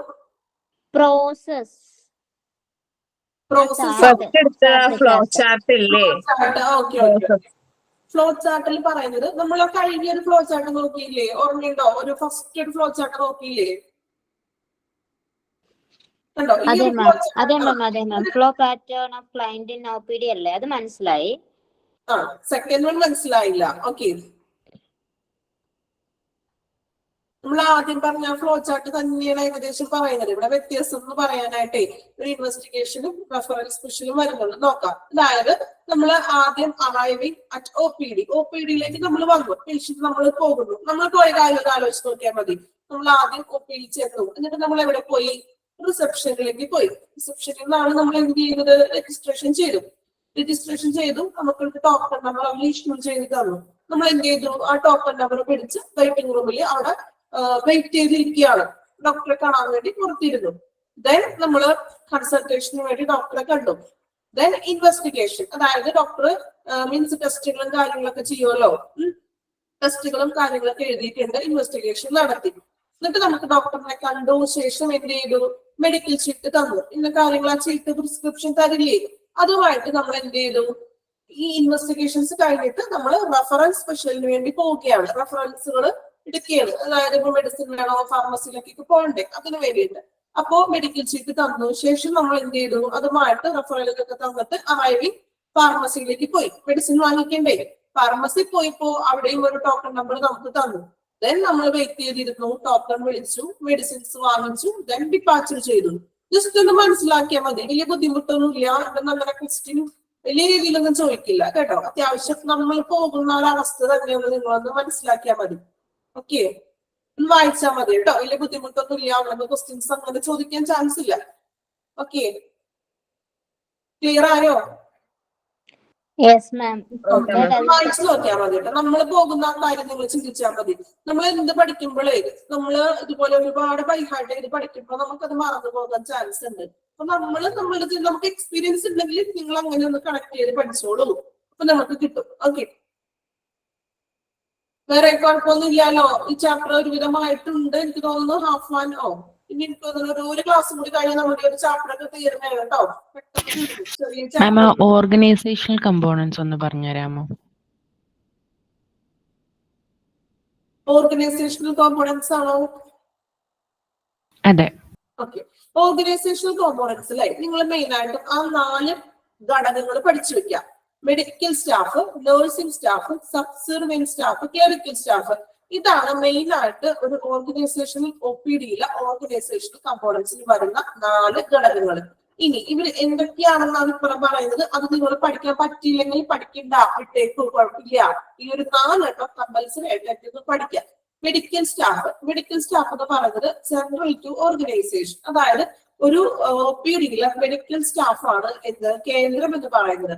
മീൻസ് കേന്ദ്രം തുടങ്ങി ഓർഗനൈസേഷൻ സംഘടനകളും കാര്യങ്ങളും എല്ലാം ചെയ്യുന്നത് ആരാണ്? മെഡിക്കൽ സ്റ്റാഫാണ്. രണ്ടാമത് വരുന്ന വ്യക്തിയാണ് നഴ്സിംഗ് സ്റ്റാഫ്. അവിടെയാണ് നമ്മൾ പറഞ്ഞു നഴ്സും ആൻഡ് ANM. ഇവിടെ ANM ഇമ്പോർട്ടന്റ് ആണ്, അത് പഠിച്ചു വെക്കാം. Auxiliary nurse and midwife. Okay, ഇനി സബ്സർവെന്റ് എന്ന് പറഞ്ഞിട്ടുണ്ടെങ്കിൽ ഏതെങ്കിലും അതിൽ മാത്രം അധീനമായിട്ട് നിൽക്കുന്ന ഒരു സ്റ്റാഫിനെയാണ് നമ്മൾ സബ്സർവെന്റ് എന്ന് ഉദ്ദേശിക്കുന്നത്. ഇപ്പൊ റേഡിയോളജി ഡിപ്പാർട്ട്മെന്റിൽ നിൽക്കുന്ന ആ ഒരു വ്യക്തിക്ക് പോയിട്ട് ഫാർമസി പോയി നിൽക്കാൻ പറ്റില്ല. ആ വ്യക്തിക്ക് ചിലപ്പോൾ മെഡിസിനെ പറ്റി അറിവുണ്ടാവില്ല. ആള് റേഡിയോളജി പഠിച്ച് റേഡിയോളജിയിൽ എക്സ്പെർട്ടഡ് ആയിട്ടുള്ള വ്യക്തിയായിരിക്കും അല്ലെ. അതുപോലെ തന്നെ ലബോറട്ടറിയില് മീൻസ് ലാബിൽ നിൽക്കുന്ന ഒരു വ്യക്തിക്ക് റേഡിയോളജി ഡിപ്പാർട്ട്മെന്റിൽ വന്ന് നിൽക്കാൻ സാധിക്കില്ല, കാരണം ആള് അതിലധീനമായിരിക്കും. അതുപോലെ ECG, ഇതാണ് ഈ സബ്സർവിയന്റ് സ്റ്റാഫ് എന്ന് പറഞ്ഞാൽ ആ ഒരു സെക്ഷനിൽ അധീനമായിട്ട് നിൽക്കുന്ന സ്റ്റാഫ്. ക്ലറിക്കൽ സ്റ്റാഫ് എന്ന് പറഞ്ഞിട്ടുണ്ടെങ്കിൽ എന്താണ്? ഈ നമ്മളുടെ ഫയലുകളും മറ്റും മെയിൻറ്റെയിൻ ചെയ്യുന്നതും മീറ്റിങ്ങുകളൊക്കെ മറ്റും അറേഞ്ച് ചെയ്യുന്നതും അങ്ങനെയുള്ള കാര്യങ്ങളൊക്കെയാണ് ക്ലറിക്കൽ സ്റ്റാഫ് ചെയ്യുന്നത്. ANM ഒന്ന് ഇമ്പോർട്ടന്റ് ആയിട്ട് പഠിക്കണം. ECG ഫുൾ ഫോം അറിയാലോ, അതൊന്ന് പഠിക്കാം. മെയിൻ ആയിട്ട് നിങ്ങൾ ഇപ്പുറത്തെ പഠിക്കണ്ട, കിട്ടിയില്ലെങ്കിൽ കുഴപ്പമില്ല, കുട്ടികളെ പോകും. ഇതൊന്ന് പഠിക്കുക കേട്ടോ. 4 എണ്ണം: മെഡിക്കൽ സ്റ്റാഫും, നഴ്സിംഗ്, സബ്സർവിയന്റ്, ക്ലറിക്കൽ. ഇവര് 4 പേരാണ് കമ്പോണൻസ് എന്ന് പറയുന്നത്. ഓക്കെ, ഞാനൊരു കോഡ് പോലെ പറഞ്ഞു, MNSC എന്നൊന്ന് എഴുതി വെച്ചോളൂ പെട്ടെന്ന് കിട്ടാൻ വേണ്ടിയിട്ട്. MNSC. ഓക്കെ, ANMന്റെ ഫുൾ ഫോം എന്ന് പറയാമോ? ഏതാണ്? ANM ആണോ? ഓക്സിലറി നഴ്സിംഗ് ആൻഡ് മിഡ്വൈഫ് കേട്ടോ. നമ്മൾ പറഞ്ഞല്ലോ ക്ലാസ്സിൽ, എഴുതിയെടുത്തില്ല, പറയുമ്പോ പെട്ടെന്ന് എഴുതിയെടുക്കണേ. ഓക്കെ,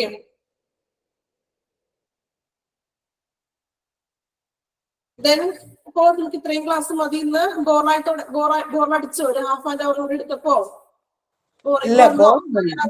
ഇരുന്നത്. ഓക്കെ, കുഴപ്പമില്ലല്ലോ. അപ്പൊ ഇതുവരെ ഉള്ളതൊക്കെ നന്നായിട്ടൊക്കെ നോക്കാം. നെക്സ്റ്റ് ക്ലാസ്സിലൊക്കെ കാണാം. Okay, okay ma'am. Thank you all. Okay ma'am. Thank you, ma'am. Okay ma'am, thank you. Thank you, ma'am. Thank you.